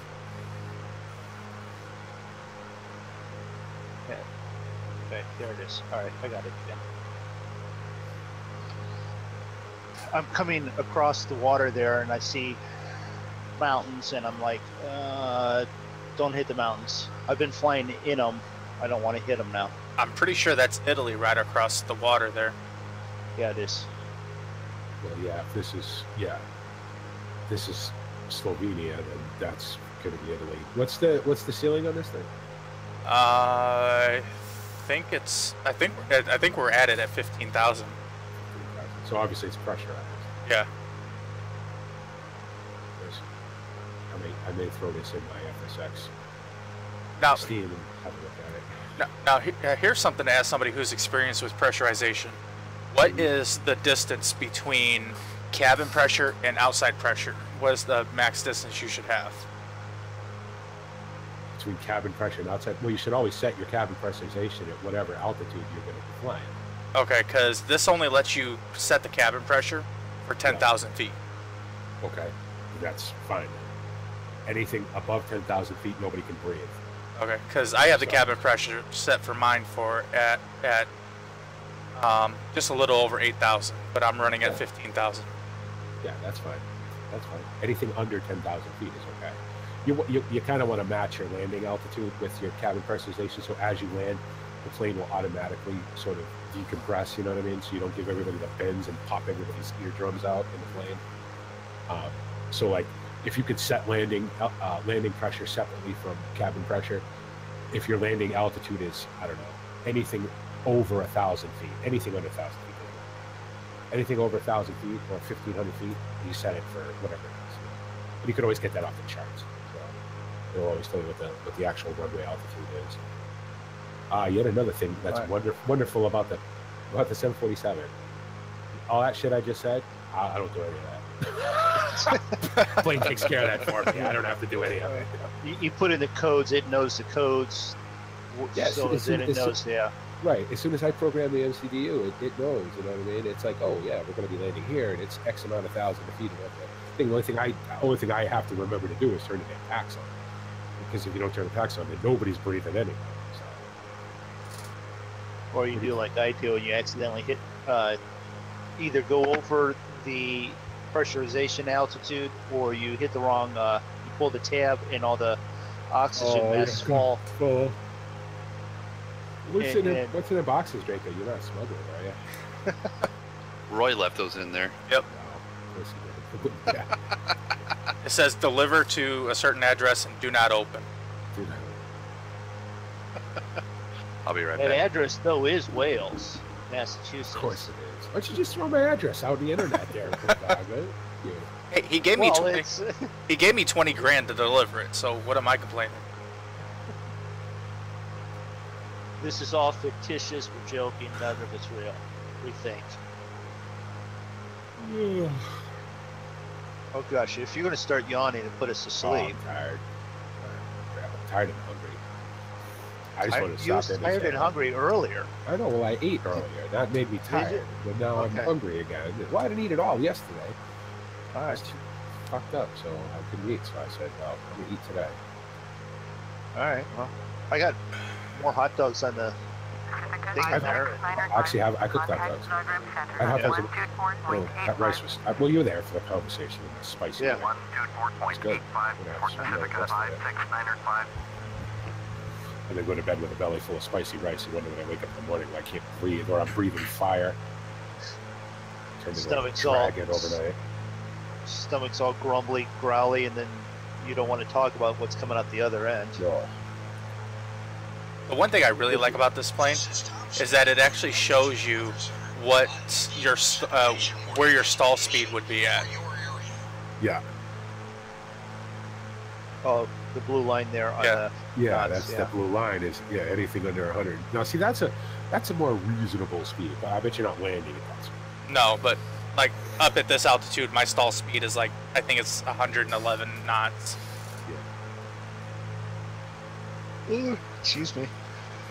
You know how many times I moved the mouse to get a better view of the cockpit?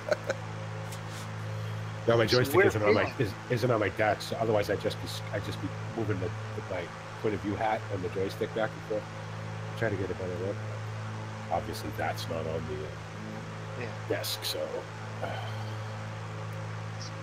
What I really like though is that this has a in-flight counter, so it tells you how long you've been flying. yeah. Does that bubble actually work? Can you do coordinated turns with it? Which bubble? The coordinated turn bubble? Yeah. Where your HSI is? Yeah. Cool. Yeah, everything in this plane actually, almost everything in this plane actually works, except for the trim lever here. The trim doesn't work? Well, there it doesn't, down here. And then the ident button doesn't work. And then Yeah. the clock works, you just can't do anything with it.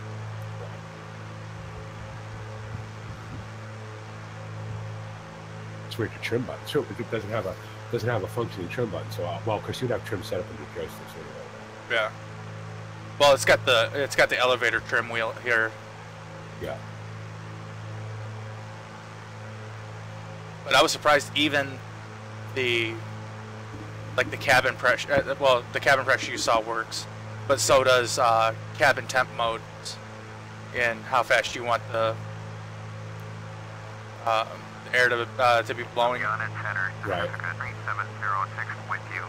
Well, because again, if you're on a long, especially if you're on a long flight, the more sort of noises and things and immersion stuff. Because I mean, let's face it, on a long flight, I still do it to this day. I still play with buttons. Like I'll go up in the top of the very back of the overhead and just push buttons. I turned the heater off down in the live cargo hold one time and forgot to turn it back on again. It froze all the dogs and shit down. Because I don't ever touch any of that stuff. I'm like, oh, what is all? Let me push some of these buttons, because I know they're not going to affect the actual plane. And of course, I didn't say, it's no actual dogs or anything in the cargo. Because when we landed, I'm cleaning up the plane, and I happen to look up to turn on the cabin light, and I'm like, oh shit! Like, how long's that been on? Teach you to push buttons. I have a camera in the cockpit, right? And for the longest time, I've been trying to figure, because there's a screen, and because you turn all the way around, and there's a screen that sits over the door of the cockpit door, right? Because there's a camera that faces back towards the cockpit door for security reasons. For the longest time, I've been trying to figure out how to put a movie in there. So when I'm flying, I can just turn my view around and watch a movie. Oh, I like this. Caution: do not land while pressurized. It gives you the maximum crosswind that this plane can handle, and the recommended approach speed. Max approach 100. Is that 174 knots? Max approach 174 knots. Wow. But that's Max single engine, that's with your but that's flaps. Sure. Oh, yeah. Okay, flap. Yeah. So you can go to. So what's that? Flaps 1 at 174. Yep. Recommended approach 98 knots. Demonstrated crosswind 25 knots. Hey, that's pretty good. No acrobatic maneuvers, including spins, are approved. This airplane is approved for VFR FIA day and night operation. The search plane is not approved for flight in known icing conditions. It doesn't have any de-icing. Oh yeah. Windshield de-icing, surface, and prop. Well, why is it not approved for flight in known icing conditions? Beats me. Because prop planes in icing conditions suck. That's why. Now ZigZaggy, you can actually. Hi, Dylan. Oh, it'll fog right up. Yeah, it'll ice right up. That's a scary thing, isn't it? This is actually the Beechcraft Duke, but his plane will actually show the ice forming on the cone of the prop and on the wings. Yep. So they actually modeled that in. And when you're sitting on the ground, you sit there, you got to open the vents, otherwise the windshield will fog up. You can't see anything. Happens to me every time I yeah, I see. Glad you're back. Yeah, this is the Duke Beechcraft. It's the Duke. So we now have the Duke, the Baron, and the Duchess. Now all we need is the Roger, and we'll have a complete set. Yeah. Okay, sorry. And I've got the Beach King.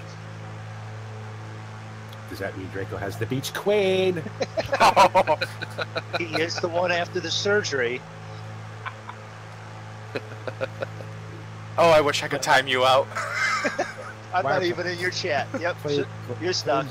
Plane names are so butch. The Baron, the Duke.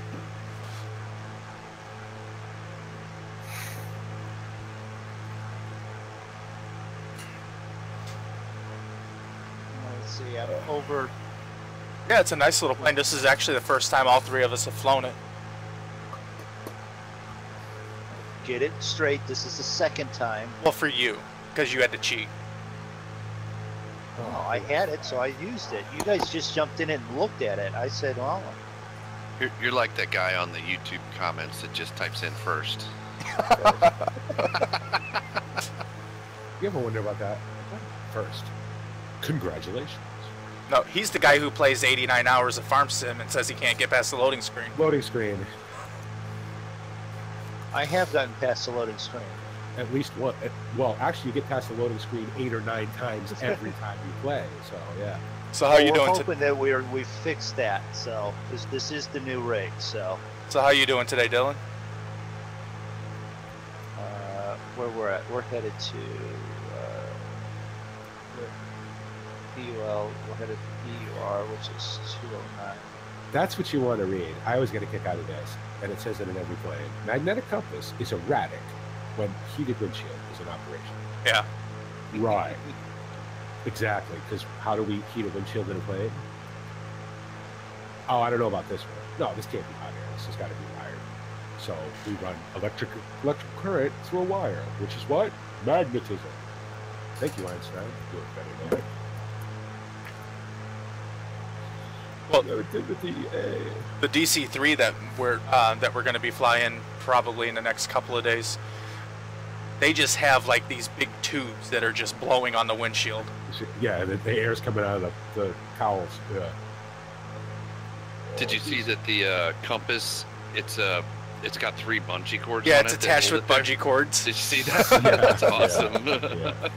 But then again, I could see it because it probably rattles around a lot in a plane like that. So putting it on the bungee cords limits the vibration to it. Well, you figure about a DC-3, and people are still flying, right? They still use those for cargo. But you get a DC-3, the plane's older than you are, you know?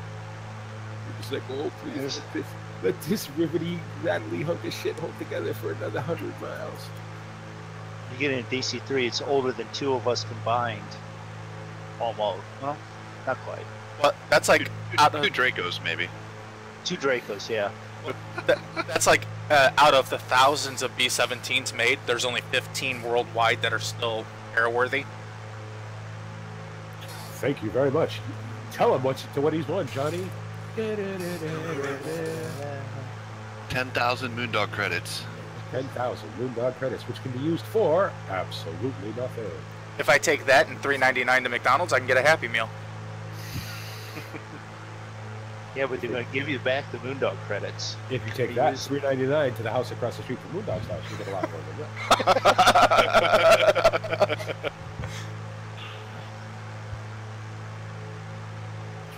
that. See, this is why I get asked to leave streams.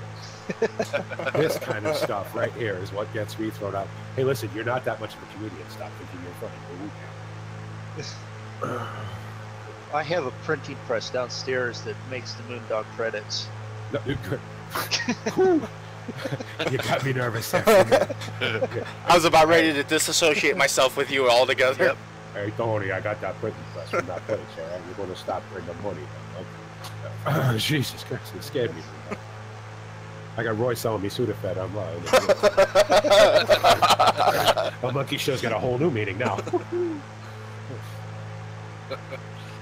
We're all going to have black helicopters hovering around our houses. Donald Trump's going to walk through my front door. I've already got that. I've got the cat selling moonshine, remember? But the most beautiful hair I've ever seen, Mr. Trump. So if anybody picks up their phone and they hear clicks, that's why no one talks to me. It's the NSA. It's the NSA.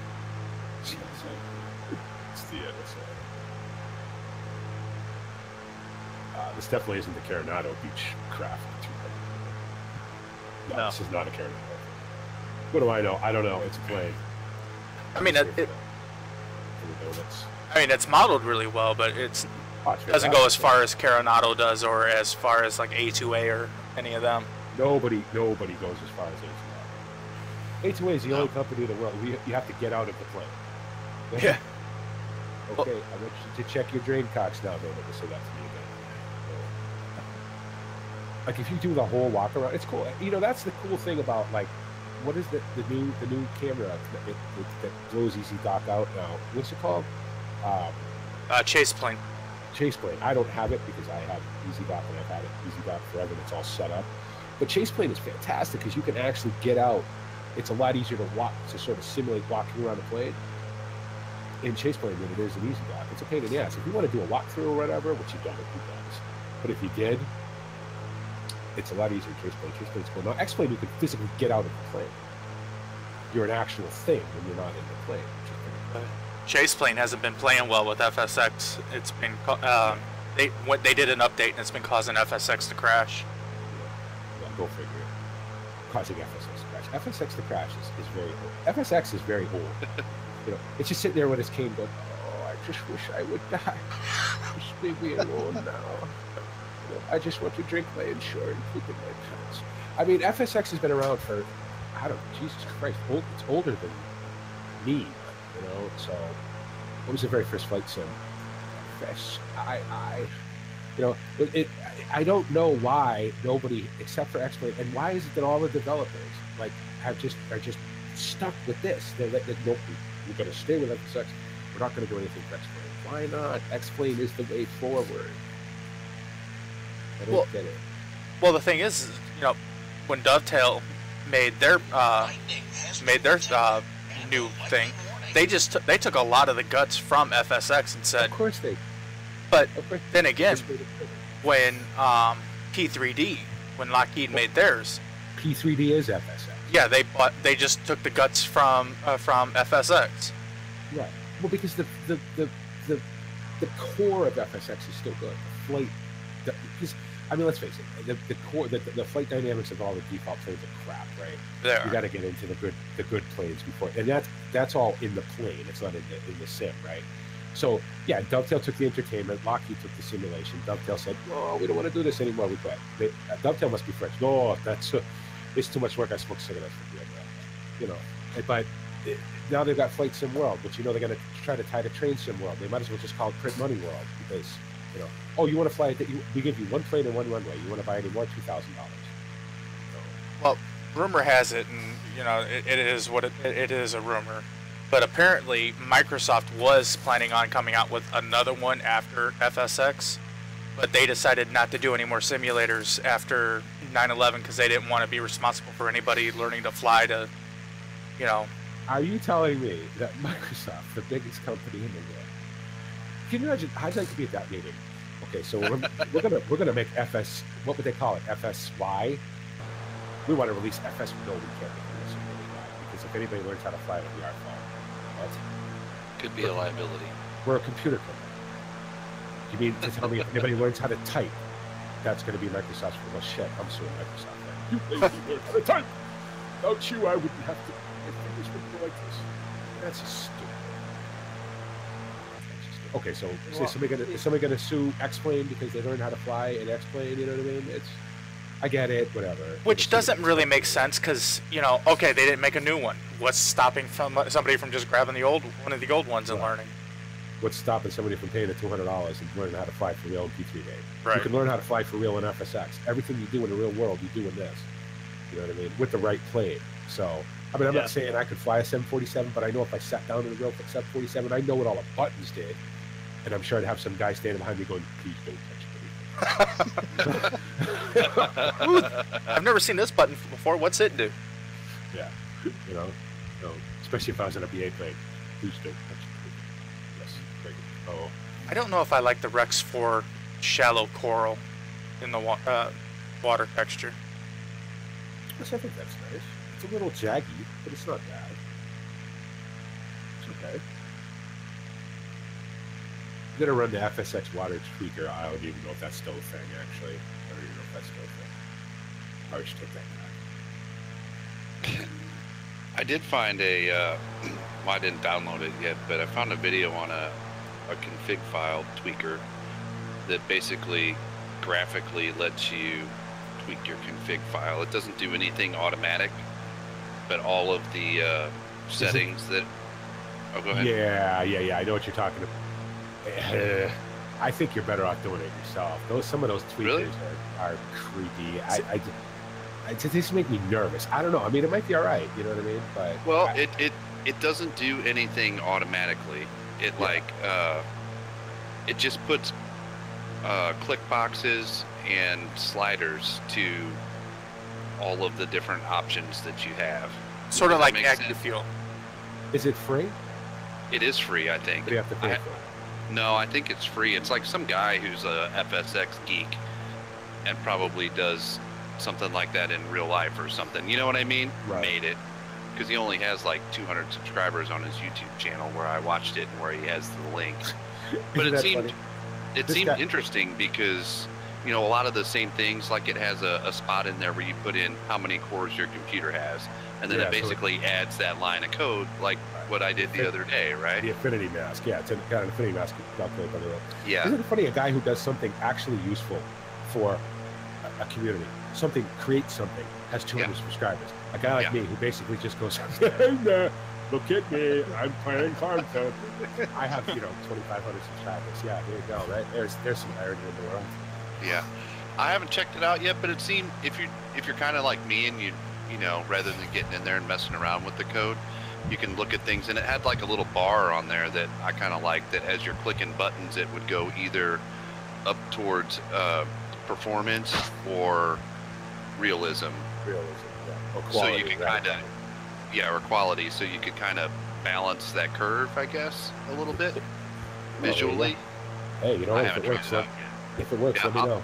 Yeah, I'll let you know. I might mess around with it a little bit, but it wasn't one of those ones that you just hit analyze my system and it does a whole bunch of crap. You know what I mean? You don't know what it's doing in the background. Those always make me nervous because there's a ton of those out there. Yeah, no, it wasn't like that. It seemed like it just graphically gave you all the options that you can change, even the ones that aren't available to change, through the through your settings in FSX. Right.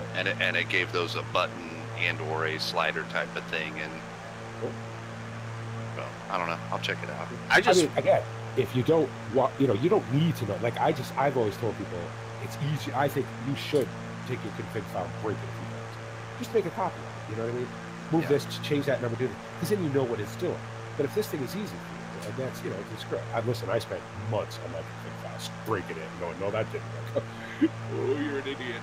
You know, or you get somebody who's, you know, somebody who you think you know what they know what they're talking about. You follow their tweet, and you're like, why is everything purple? You know, stuff like that. So, and you finally figure it out. And you're just like, oh, there it is. I like the way mine looks. I'm good.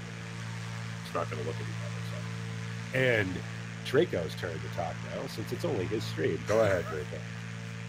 No, I just every time somebody says, "Oh, do this with a config," I get nervous messing with config files because I'm always afraid I'm going to break something and break it for good. And I know you're supposed to make copies of it and shit like that. Copies of it. You can't break it. I always end up losing my damn copies. I put them in a file somewhere and then I can't remember where the damn file I put it in. Draco, it's not like you set it on your desk somewhere.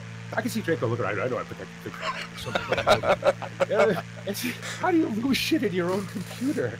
Well, I lose shit all the time. I lost all the pictures. I lost pictures that screenshots. I lost them for like a week. Must be fun to me. I know I just downloaded some new porn. no, I know where all that is.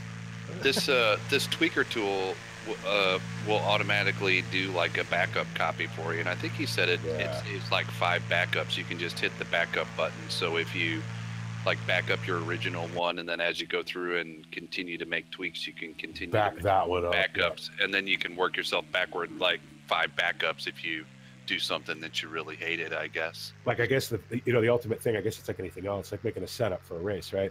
You do one thing and you go in and you see what that one thing did, and then you come back out. You're like, okay, that was cool. You don't like that? You don't like that? I think that texture looks good, Draco. I think it looks good. The coral, I like it. That shallow water. Yeah. Yeah. Sorry, you just had to get over it. I think you were too far out. It was jaggy.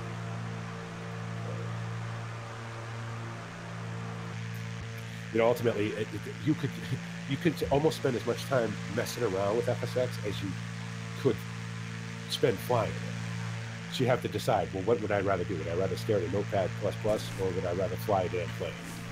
Oh. Sounds like Farm Sim. Would you rather play it, or would you rather make stuff for it? Yeah. Yeah. Well, I mean, yeah. This could be way more involved, though. I mean, the configuration file, I'm sure you guys have all looked at. I mean, it doesn't look that daunting until you start to look at other people who mess with theirs, and the guys who are really good at this, who've been doing this since the day this came out, and said, "Oh, I know what this does, but I figured this out." You watch their videos, and I've watched their videos and just went, "I don't know what that means. I don't know." You know, right. I just I get a headache after a while. I remember talking to Matt Davies one time, and he was like, "Listen, it's simple." He says, "I'm gonna mail you my config file." No, I want to figure it out. Okay, make a backup. Right. I do like the cloud textures from Rex 4, though. Of course, they're gonna get soft clouds and active sky, whatever they're calling it now. I was telling Zig this. You know, you guys with multiple computers, which is everybody know. You can network this game. You know that, right? You can run all the add-ons on one computer and run the sim and all the textures on your main rig. Yeah, yeah. That'll make it run good. You'll probably get 40 frames a second if you get that. Oh boy, we're flying now. I love when people say I get 300 frames a second in Flight Sim. Bullshit. No, you don't. Nobody gets that. If you get 60 frames a second, you probably work for NASA. So I'm happy with 30. If I get 30, 30 is a good day. Just out of curiosity, hey Zig, how do you pull up the overlay for this? For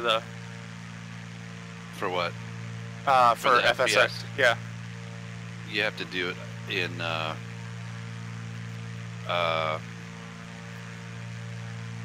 GeForce. Is that what it is? BP GeForce. That's what I do. That's what I do. But there's a built-in one in the game, though. I just don't remember what it actually is. Yeah, I don't remember either. But well, what's cam mode? You're not going to do anything weird, Draco, right? That I'm going to have to look my eyes away from. No, cam is cam software for. Welcome to Draco's live cam, everybody. Get your tokens ready. It's Anal Friday. Sorry, all right, I'm out of control now. This is what you get with BP when you don't feed them and don't let them sleep. I just saw did Cam, and I'm like, live cam show. Oh, I don't have any money, but I'm gonna say this. I did it in the GeForce experience. Yeah. Hold on. Let me see how. Can you not turn it? There's an actual way to turn it on. There's a built-in one. Yeah. Yeah, there's a built-in one.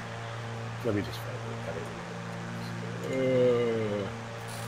FSX. Can't you run it through Steam? See, David knows how to do that. See, I don't even know how to do the Steam overlay. Yeah, me either. Yeah. How to show average. Oh, you got to do it in your freaking config file. You can open your config. You can open your config file while you're playing. Can? No, it's just Shift, a button. Shift Z. There it is. See, I'm so smart. Well, that there it just tells me. It's not going to give you an average. You have that. You have to put in the config file. Well, that's not giving me it.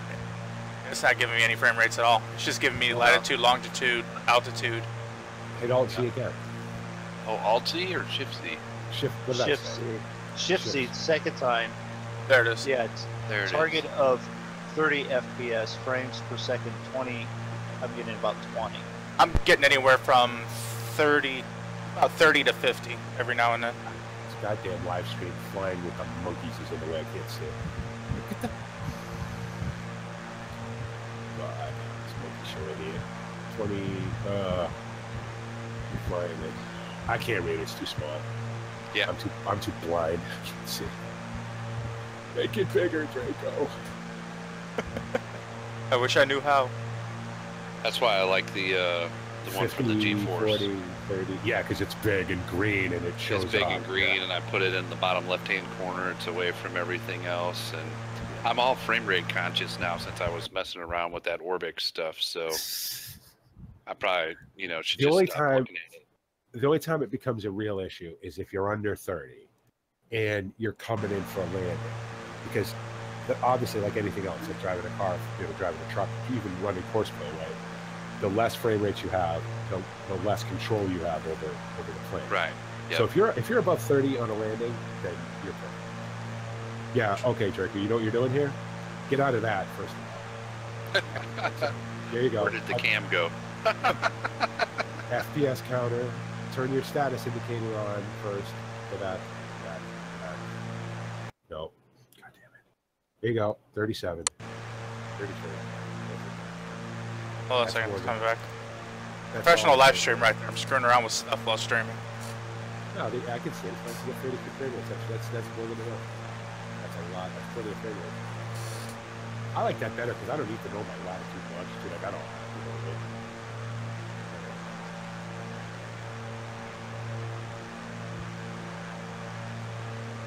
I just wish these damn engines weren't so loud. I wish this plane wasn't so slow.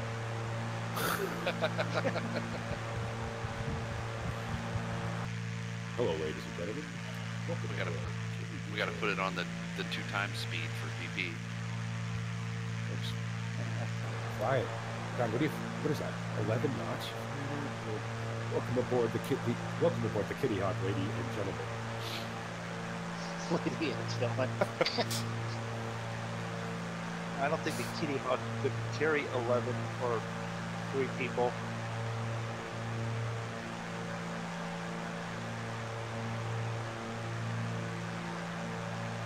Kitty Hawk wasn't the name of it, it was the place it took off from. What was the name of it? Didn't have a name. No, it did. Wasn't it? Okay. Listen, I don't complain with any of this. The story. BP, what's that? Why? It's a plane.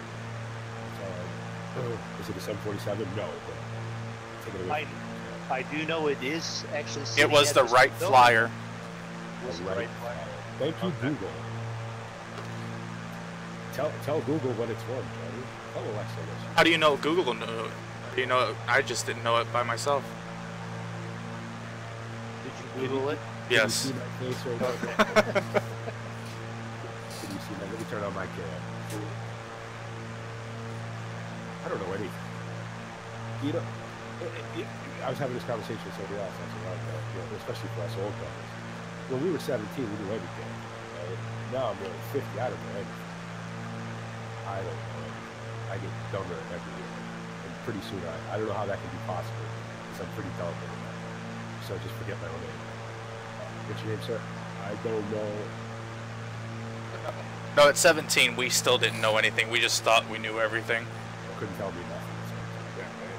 I got it all figured out. I didn't sound like that at 17. Or maybe I did.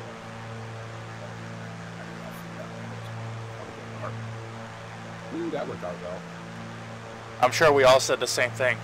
I got it figured out. I got it figured out. I'm 17 or I'm 18. I don't need anybody to tell me what to do no more. And then the first time you get 5 feet down the end of your driveway, you run out of money, and you're like,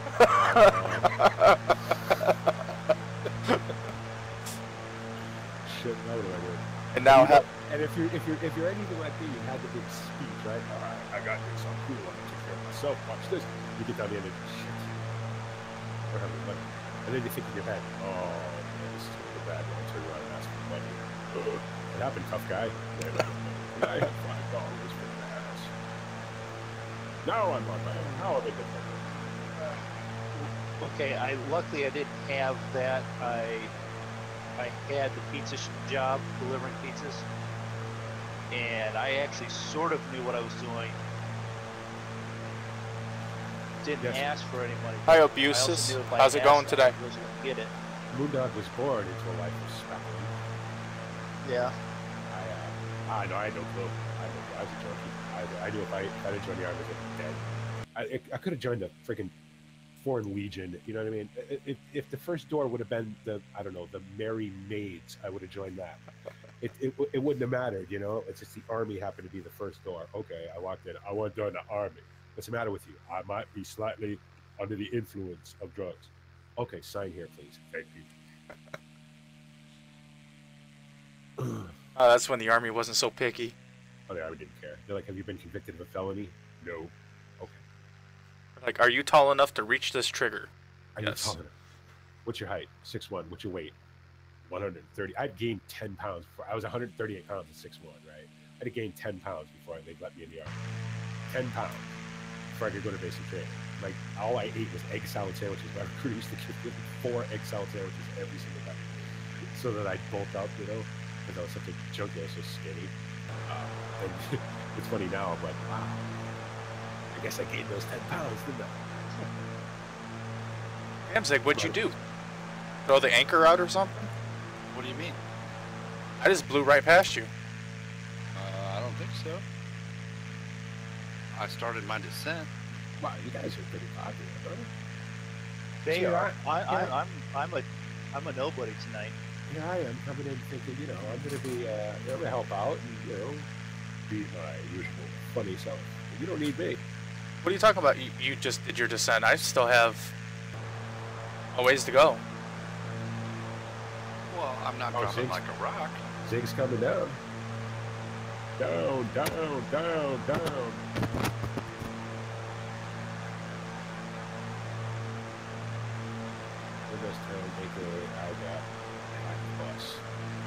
Wow. Here's a tip for everybody who watches, especially if you watch live stream. Short videos. Yeah, right. I had to read that like 10 times. Right. So we don't have time. I have time. I'm sitting here doing nothing. Zig's flying a plane. You don't have time to look over and go, I'm gonna call you Windows, or I might call you 10. So.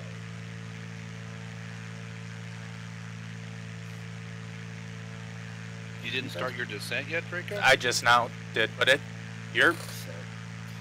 it's got you going a different way than I'm going. It's got me kind of like going out and then circling back in onto the airport. It seems like weather. I don't care. Look at when you throw it up right into your Oh, yeah. Are you following the GPS, Draco? Yeah. I don't know. Are you on ROM? Nope, I'm on PRU going to BOL. Oh, it's got us going to different waypoints for some reason. That's interesting. fun. But listen, I'm gonna say this like I say it to everybody else. I'm not a kid. So if you occasionally hear a bad word, I'm not gonna apologize. I don't have Tourette's or anything. I don't have that. Our electrician has Tourette's. Okay. I want to stop this conversation right now before I get the urge to do it, and I'm not going to. So stop. Well, no, he just has grunts where he makes noises, but he'll be at the electrical box, the switch or something. He'll be doing work, then he'll start making noises, and everyone goes, "What's he doing over there?" Well, we've even caught him giggling to himself. Well, you know what I think? You know what I have Tourette's when there's chocolate cake. Like I can't stop. Like I'm just gonna eat. You know what I mean? Doesn't matter if I'm hungry. Chocolate cake, eat chocolate cake.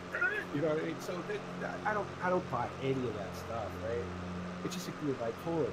You know, everybody says, "Oh, it's all in your head." Right, right. It's in right. It's certainly not in my knees, is it? I almost said something else. But I had a feeling you were gonna go somewhere else with that. But then I'm a kid over here. I didn't want to offend anybody.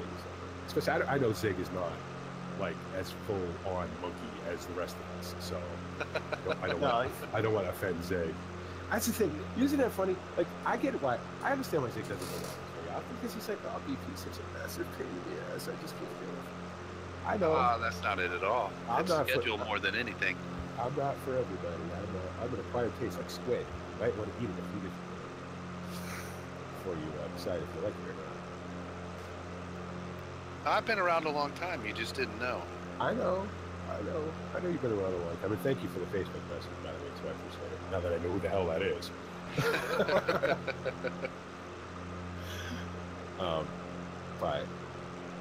But actually, when I first started recording videos, I don't know if I remember I messaged you about using Movie Maker, I think. Yep. Maybe. Yep. I don't know how long ago that was. But I remember everybody who I've had, you know, some significant contact with. No, I'm not saying every single person who's ever commented. But like, if anybody's ever asked me a question, I'm like, "Oh crap!" That always makes me nervous. It freaks me out. People are like, "Oh, BP, you seem like you know what you're doing." Wow. You've been watching the same videos that I've been making because I don't know what the fuck I'm doing. Oh, people ask me, "Well, how do you make your videos, BP?" I don't know. Well, I bet you don't remember. Do you remember the? Well, you probably don't. The blue tractor picture that was sent to you on Facebook right after you got the blue tractor on Aldridge. Yes. You're welcome. This is where BP lies to not hurt his friends' feelings. No fucking idea what you're talking about. No, probably, yeah. Well, everybody gave me crap about that Ford too. That Ford was really good. I really liked that. Too small for the farm, so I had to. Yeah, you should have kept it just for the hell of it, just for the piss people off.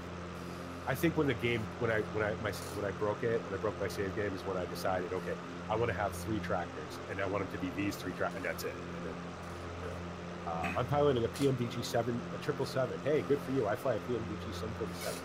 So, what's up, Boeing cousin? That 777 is a nice plane.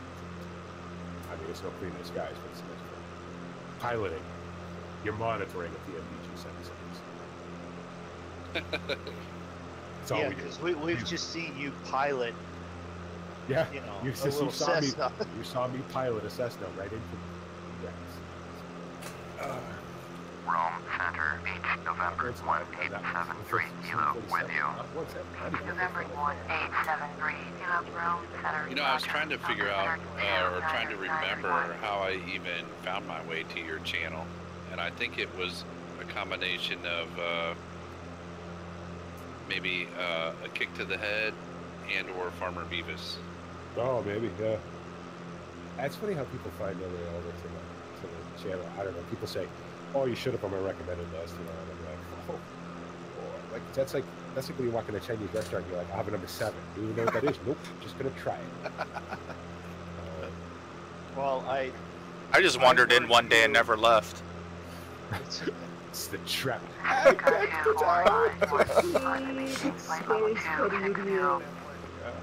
ran across you when you were waiting for Farm Sim's 15 drop. Really? with Rob Jim and all that. everybody? Yeah. Yeah. 100 fucking years ago. When did you? Yeah. You were watching that stream? I was watching the stream because you got it, and then you jumped in, and then you're like, tree cutting. Really? You're gonna have me start with tree cutting because they cut down a tree. Yeah, I watched that whole. Oh stream, god. and then I watched a hours few of that.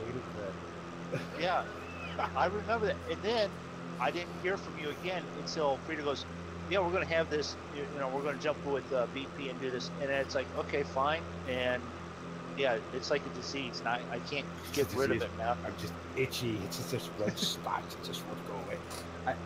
You know, it's funny because I don't remember it. Like the first time I remember meeting you, Doug, was when you came over from Frito.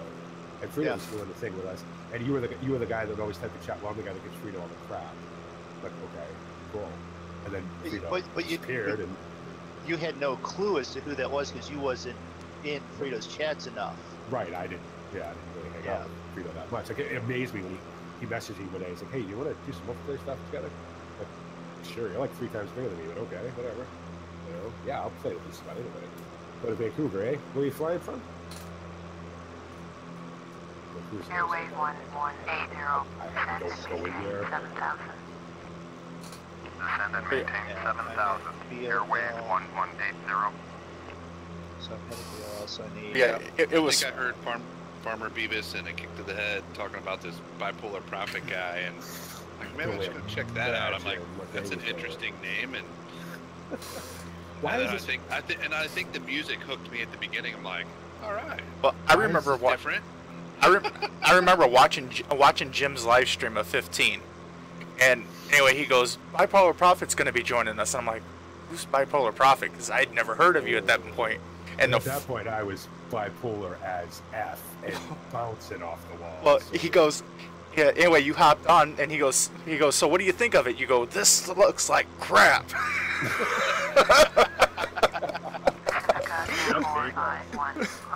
Oh, this is shit. I can't believe I waited this long for this. What does this tree? Flight level 300, Pacifica 2451. Yeah, you know, what are we doing walking down memory lane with BP? I'm not dying, everybody, by the way. I'm really not. I don't have cancer. I'm going to be here tomorrow streaming something. Well, today. Streaming something, so I'm going to stream something really fun. Like calculator. You could live stream loading simulator. Oh, I didn't get that yet. That's actually free, isn't it? I don't know. I still say we need to do a live stream of us just talking about Steam reviews. Oh, absolutely. Yeah, absolutely. I want to do it. I got to find out what the legality of that is, but I would imagine it can't be any different than showing a video on your stream, right? It can't be copyrighted. You can't copyright a review, can you? No.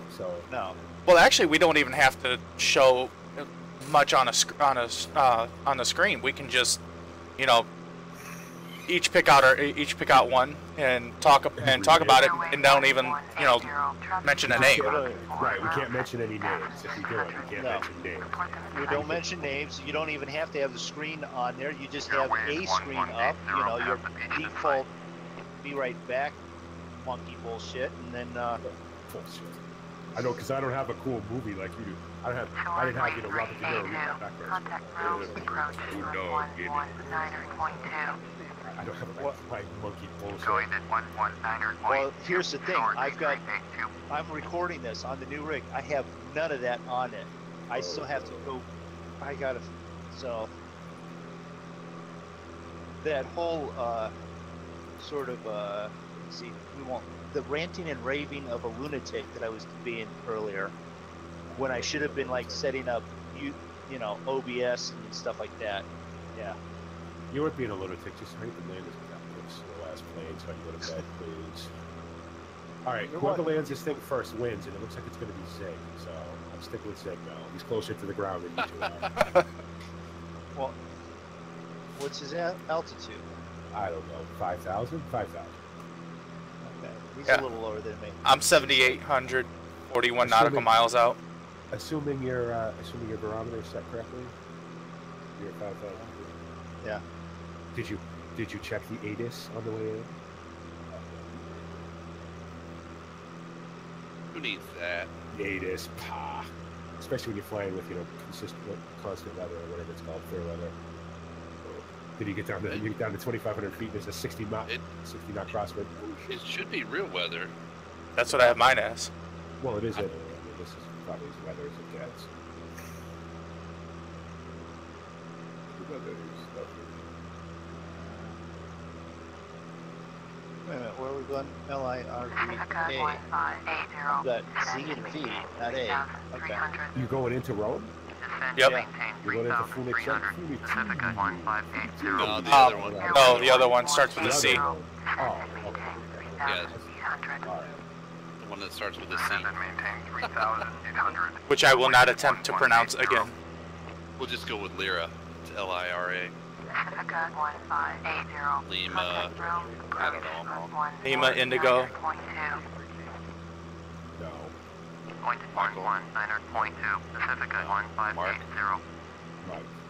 Mike. I was close. Michael, Mike. Lima, India, Mike, Alpha.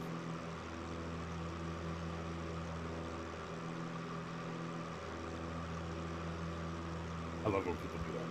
They read it off. Nobody does that. You don't do that on that stuff. You just call it. You could say the name of the airport for that.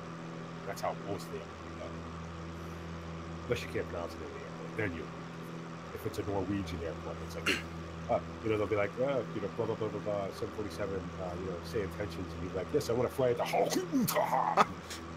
Like, I'm sorry, we don't have ATC on Klingon today.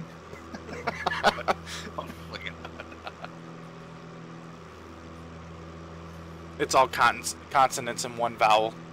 It's all, yeah, right. And it's 16 letters long and 2 symbols. So this is no horn things on the top to screw me up. I never know what I'm supposed to do with those. Well,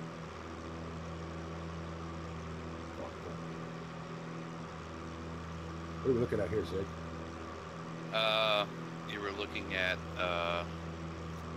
Your Easy Dock crashing. Oh, okay. Your engines have been out of correct mixture this entire flight. What do you mean? Good for you. You don't notice that little thing that pops up says your engine is out of whatever it is, mixture. No. On the flight tips? No, I don't pay attention. I don't pay no attention to that. That's right. I just changed it though.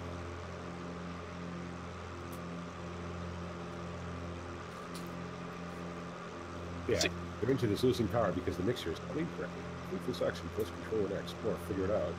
Yeah, see, I don't know if I do it right or not, but I just mess with the mixture based on how the engine sounds. If it sounds like it's bogging down, then I know it's. And would that not be something that you would do under manifold pressure? This is how manifold pressure that you don't want that manifold pressure. Listen, what are you talking about? Just say words now. Just say words. Manifold pressure's on the throttle, I yeah, think. manifold pressure is throttle, and then RPM is propeller. Okay, now you're just saying words.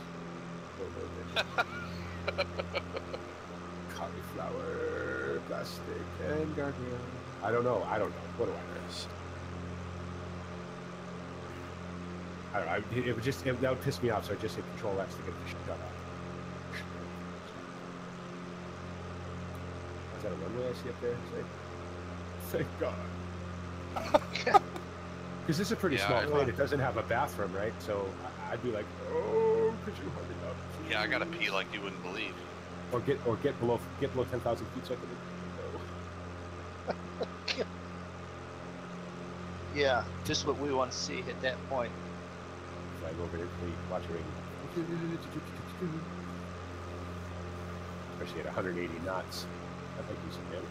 So I was watching the news today, and they were talking about like 3 bags of meat mysteriously fell out of the sky in California. 3 bags of Zig, Drako, and Mrmoondog. And all the vegans ran. 3 bags of meat. It's God saying, stop. You're too thin, eat something. I wish 3 bags of meat would fall out of in my house. Ciampino Shit. Tower. I'll stay outside all day tomorrow. It's a great 173 kilo, 31 miles northwest to land. My wife was down at the McDonald's the other night, and she was sitting there in line. Well, hold on. And she was watching these 2 guys that were standing like at the counter for a while, and they were just acting shady. Well, she went out to the car. They had gone around to the back. The door mysteriously opened, and the worker that they were talking to at the front counter, 2 boxes of hamburgers went out the back door. Hell yeah. Your wife saw this. Oh yeah. She should have got in on that deal and said, listen, I'm going to go in there and talk to your boss. Give me one of those boxes. See? You're not teaching her correctly. Fuck, I'd have been all over that. I'd be like, listen, you know what? No, how about this? You lost this one. You lost this one. All right, take this box. I'm taking both boxes. You come back next time. You get yours. See? That's how you do it. Okay. Bipolar Profit Gaming does not condone any illegal activity. Right. So, neither does Mr. Moondog Gaming. No. We know the size of BP. He's not a small guy. These guys probably were like, yeah, no. I wouldn't even mess with them, no matter, huh? I'd never, not. Does that even cross my mind? You know what I mean? I'd be like, wow, you're going to get 2 boxes of hamburgers? Listen, how about this? You go back in, I'll have those, and go get me some nuggets and some of that ice cream mix, too. I'll have that, too. That would be illegal. Don't do that, kids. Very bad. It's worse than smoking. Right, which I can't do either because I'm waiting for Zig to land. See why I don't stream it, Zig? See why I don't stream this or make videos of this? Do you want to sit here? No, I'm not saying it's boring. I'm only messing with you. Understand that? But I mean, if you want to sit here while I'm coming in from wherever on a 250-mile approach, yeah, I mean, but it takes 3.5 hours to come down to altitude because I'm 40,000 feet. I got to come down to 4,500 to catch the ILS, and you're just like, oh. Sometimes I've fallen asleep on a boat because I've been up all night, flying or whatever. And it's like altitude, shit, yes. British Airways, whatever BP says during this time, yeah. They know. I mean, I'm not the only person in the world who does it. That's why they think they make that thing beep every 2 hours. So they have that same alarm that the train engineers have to deal with. It's a little more random. It's a little more random in a train, though, isn't it? In a train, it's just kind of whenever. But in this, it's so many minutes, unless, of course, that doesn't run across one of the sensors that is for a speed control or a signal, or if they move on control. Right? Yeah. I seem to remember that control. It resets it. Right. But yeah. I remember that from Train Sim. I actually remember that from Train Sim and the actual engineer that I went golfing with a couple of times. What's the name of that? Is that a waypoint? Fubar? That's what you want to see. Fubar. What waypoint are you going to? Fubar, man. It's all Fubar. We got a club in town called Fubar. Does live music, like small touring acts. Yeah. That's a cool name for that. I mean, I guess the only better name would be the Titty Bar. I mean, just call it what it is, I guess, right? Oh, I'd like to thank everybody for coming to the show. So let's bring the map over here, margin it for a minute and go. Where's everyone at? Okay, so since you're still kind of drooping around, I'm going to need a cigarette. I think you got time.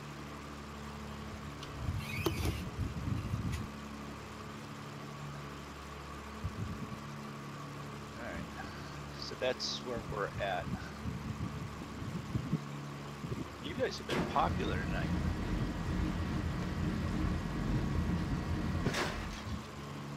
Alright, my gears are down.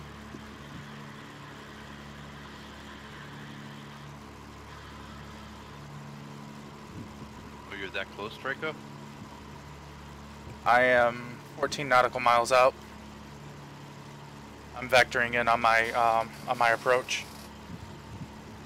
I took a GPS approach. I don't know where I'm. Let's see. Yeah, well, I just cut out the last two waypoints and came straight towards the Vatican City.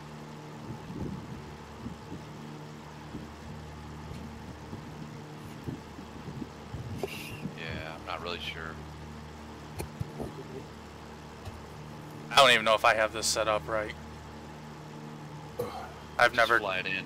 I've never done a landing with not by hand. Well, you're gonna have to do this one by hand. It's not gonna auto land you. I know that, but I've never even not lined up.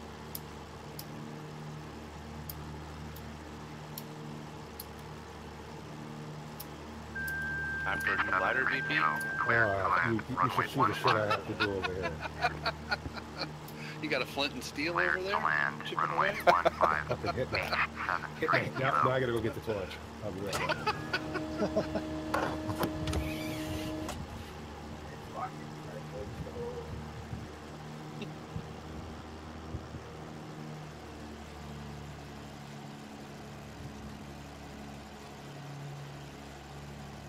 Just want to make sure that's our Ciampino Tower, Beach, November 1873. Did anybody figure out where we're supposed to be at on our approach? To the airport. in the air. Mrmoondog, you were supposed to. No, I couldn't find it. I sent the link to you that I could find, and that was it. I didn't know that. Yeah, I said here it is. You guys have had all this traffic in your chat and VP in your chat. It's cool. You Well, I missed know it ain't it. I know I need to probably get down to about 2,000.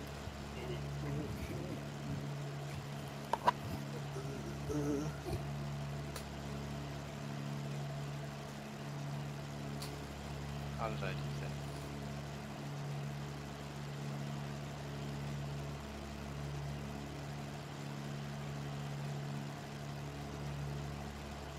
You know you ain't gotta fly to circle like that, right? That's the hold. Yeah.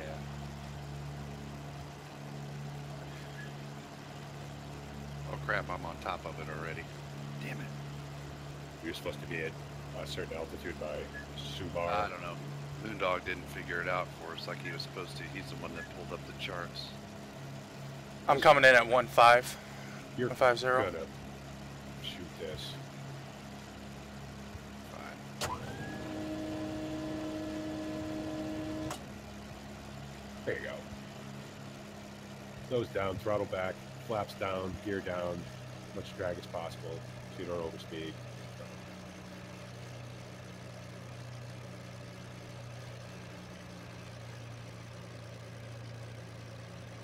Gear's not dropping. Well, No, going too fast.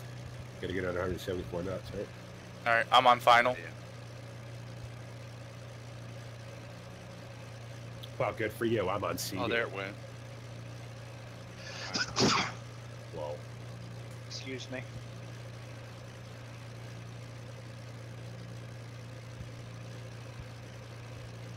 You're good. You're good. Don't worry about the copies. Planes as well. Boy, this thing really slows down in a hurry. That ain't like my Cessna. It don't slow down like that. What? That's a lot of drag. All the flaps, gear down, and everything. Yeah, that's nice. I'm not used to that. Dash 8 doesn't do that either. No, it doesn't. The Dash 8 is like, I don't want to slow down. I'm fast. I'm fat and I'm fast and look at me, buddy. Neither does my Caravan. Sorry, It's like got like a 20-second delay on the throttle. Yeah. From the spool down. Right. And plus, with the turbo prop, you get the spool up and the spool down anyway, so. The 747 same. She doesn't want to slow down. She's in trouble. But, Dad, we were just flying at 600 knots. I know. Now I need you to slow down to 165, please. Get out, walk fast.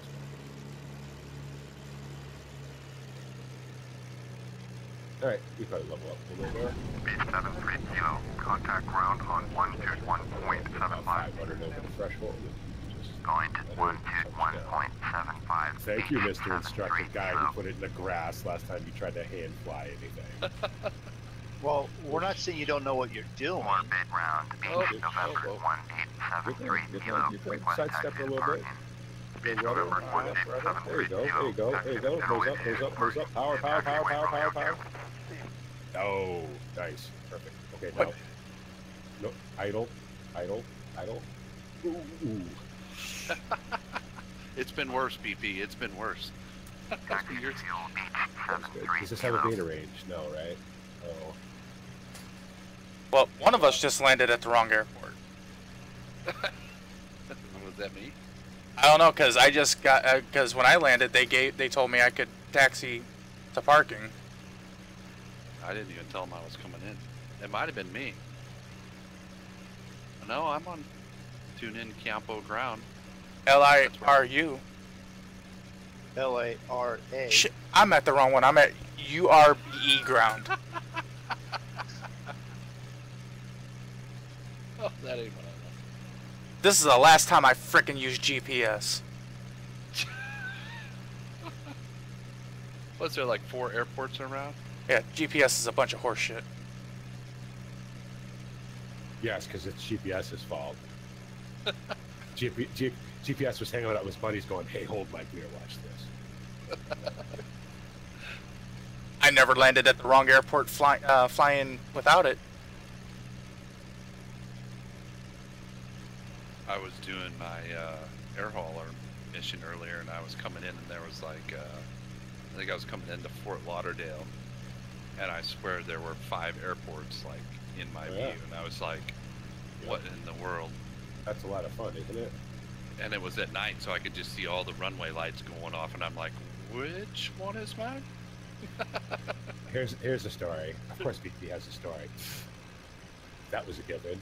First time I ever flew for BA on my own. Coming in from India. Supposed to land at Heathrow. I am in the hold over Gatwick and didn't realize until 3 a.m. when VATSIM came on. And they were like, we can't find your plane. I'm like, right, I'm in the hold over Heathrow. No, you're in the hold. This is Gatwick director. Oh. Right. And then I didn't know what to do. And I told him, I said, well, I don't know what I'm supposed to do now. He's like, would you like to fly to Heathrow? Yes. Could you point me in the right direction? I'm dumb. I'm sorry. It's part of BA's cost-cutting project. They're hiring the special people with special needs to fly their planes.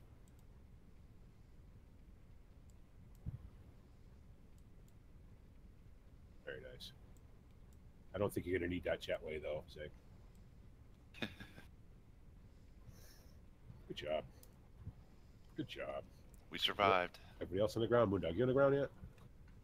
I'm looping around to make my approach. Oh, okay. We'll watch you land. You already landed, Draco? I missed you. I missed you landing at the wrong airport. Look at you, even turned the plane off. Good for you. Well, fire it back up and get over here where you're supposed to be. Hell no. Things on the ground and shut off. That's just where it is. Close enough. Close enough for government work.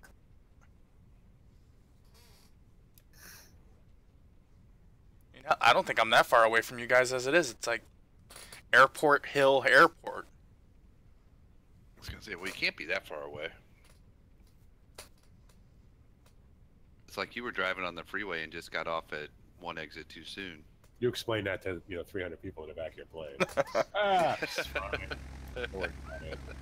We'll get you a cab. It's all Italy. It's all the same. Zig, you got a little bit of a problem there. I don't have any problem. What do you mean? You got a turbojet sitting on top of your plane. What? Not in my world. You must have some extra traffic in your world.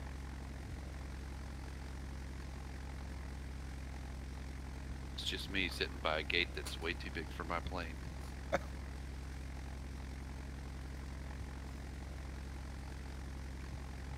I hit the wrong button, I think, and went to a gate instead of GA parking.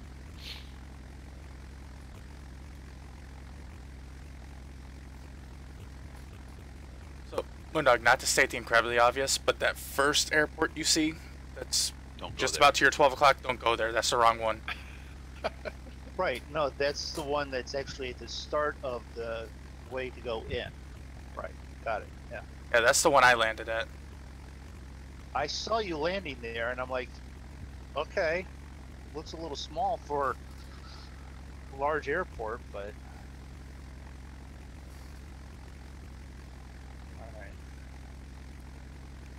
this one more time. All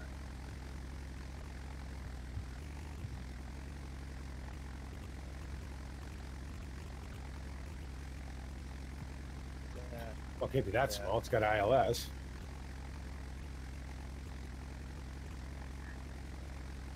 Yeah, okay, cleared. Got it. No problem. I like this plane, but I want to get back in my 377 where I'm comfortable. Draco doesn't like to get outside of his comfort zone. That's why I saw that DC-3 and I'm like, maybe Draco would like to fly this one. It's old, it's ratty. I'm not lots of gauges, nothing electronic in it. I'm not a huge fan of the GPS and the screens and stuff like that. I know. That's why I was watching that video and I was like 10 minutes in and I'm like, this is Draco's You're plane. just fucking weird, then. You don't know what you're missing. I like planes that give me something to do. There's plenty to do in a 747. You watch a movie, you go to the bathroom. You hit on the stewardess. You need a couple of cabin crew. Welcome to the 20th century. Cabin crew. Yeah, but I was watching a real life Dash 8 flight, and like about halfway through, the pilot's sitting there flipping through a magazine. The co-pilot, they're like, he's on his iPad. And... Yeah. Yeah. Well, he's probably on his iPad checking the weather and looking at charts and stuff too. Because the first officer does all the work in the plane. The pilot is only the responsible. The pilot's the one that they, hang up by the nuts if something goes wrong. But the first officer is the one who actually does all the work. Generally, the first officer is the one who taxis the plane off. Half the time, the first officer is the one who takes off and lands the plane. So the thing is, though, is that if something goes wrong in a plane, chances are they're not going to find the captain's nuts to hang him up by. It depends. It depends on what actually, what happens when the plane lands.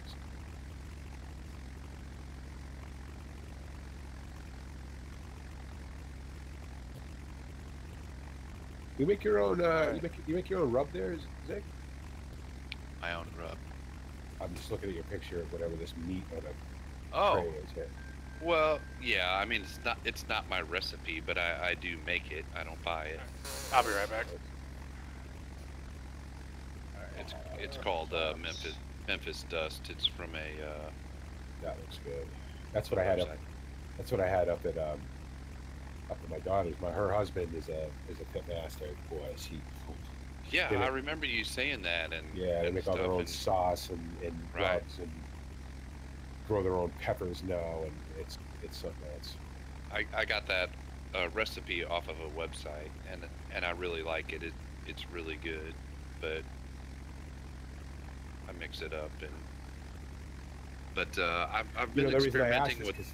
I recognize the font on the label. Oh, that's the same one it's the same one that's on all my videos. Right. Or on all my thumbnails and stuff. It's the same font, yeah. I can never remember. Like, if I find what I like, I never remember what it's called. So even if the only reason I know, like, Old Ridge has always been the same font because I've done it for 100. Whoa, Mrmoondog.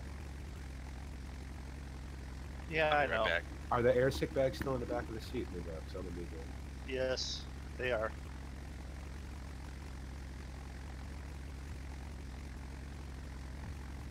It is the first real long flight on this thing, so. I understand.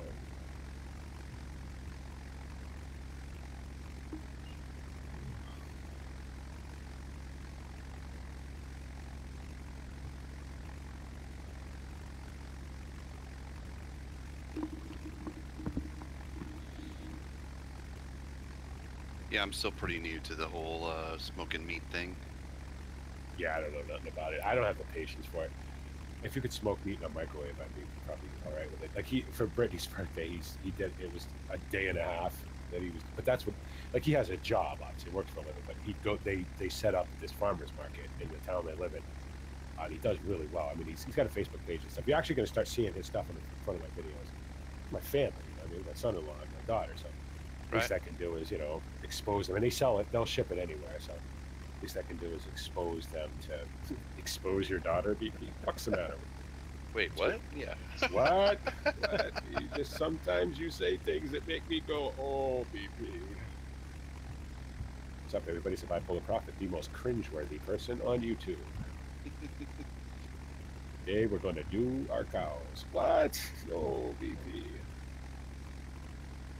Yeah, I got a propane smoker a couple months ago, and it's very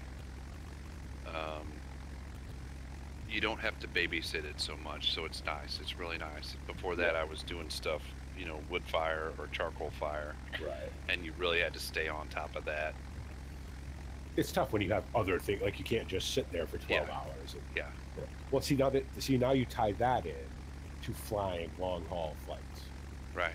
You Well, can now smoke I can meat and fly. and work on the basement all at the same time. See, Right. there you go, multitask.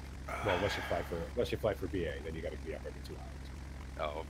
You're gonna call it. I have to go to the bathroom now. I'm taking my 2 hours break. Got to go check the smoker while I'm at.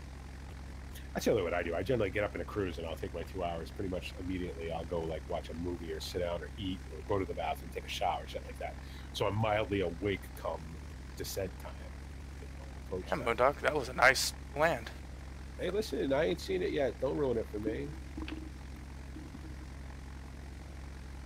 Spoiler alert, Mrmoondog lands it. Oh, yeah. Very good. Nice job. Thank God that's over. Yeah, round. Zig's over here parked somewhere. We'll park this next to him. Are you sure? Yeah, I saw him as I came in. You didn't land at one of the other airports. No, I saw him. Might take 4 hours to get there, but you know.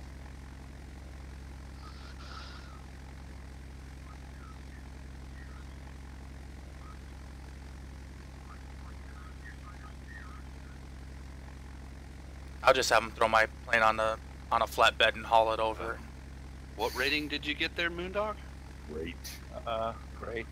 Wow, I only got an okay, but it was a little shaky. There's no doubt about that. With FS Cloud, you can never get. I don't think I've ever seen anybody get a perfect because the sync. They want the sync rate I did to it be once. unreal. Yeah, But well, I I dropped in like a rock on mine. There was no doubt about that. Yeah, Oh, that's not your Zig put it fault. down. Zig put it down. That's for sure. We are not going to circle around. We're going in. Did your landing gears come up through your wing? No, he no. didn't- And, no, he and didn't I even remembered to bounce put it. them down, so that's pretty good. Well, he didn't have him down. He's coming down at about 270 knots, and I'm like, you might want to apply some drag. I thought that was And I'll your tell you what. Somebody say drag.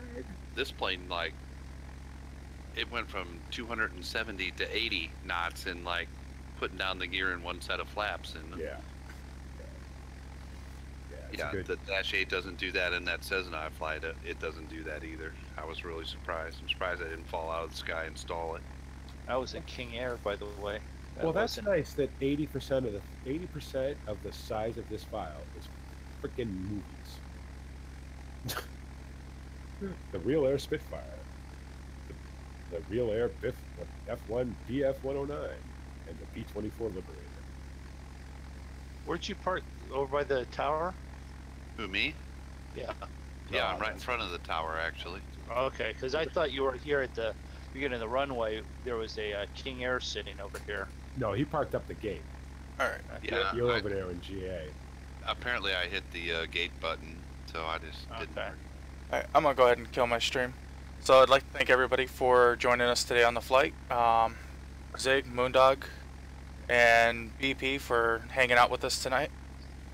And don't forget to check out all their channels. They are linked in my channel, and Zig's, And Mrmoondog's. and Mrmoondog's, and BP's, and Cavalier Roy's, and Farmer Dad's, and Stu B.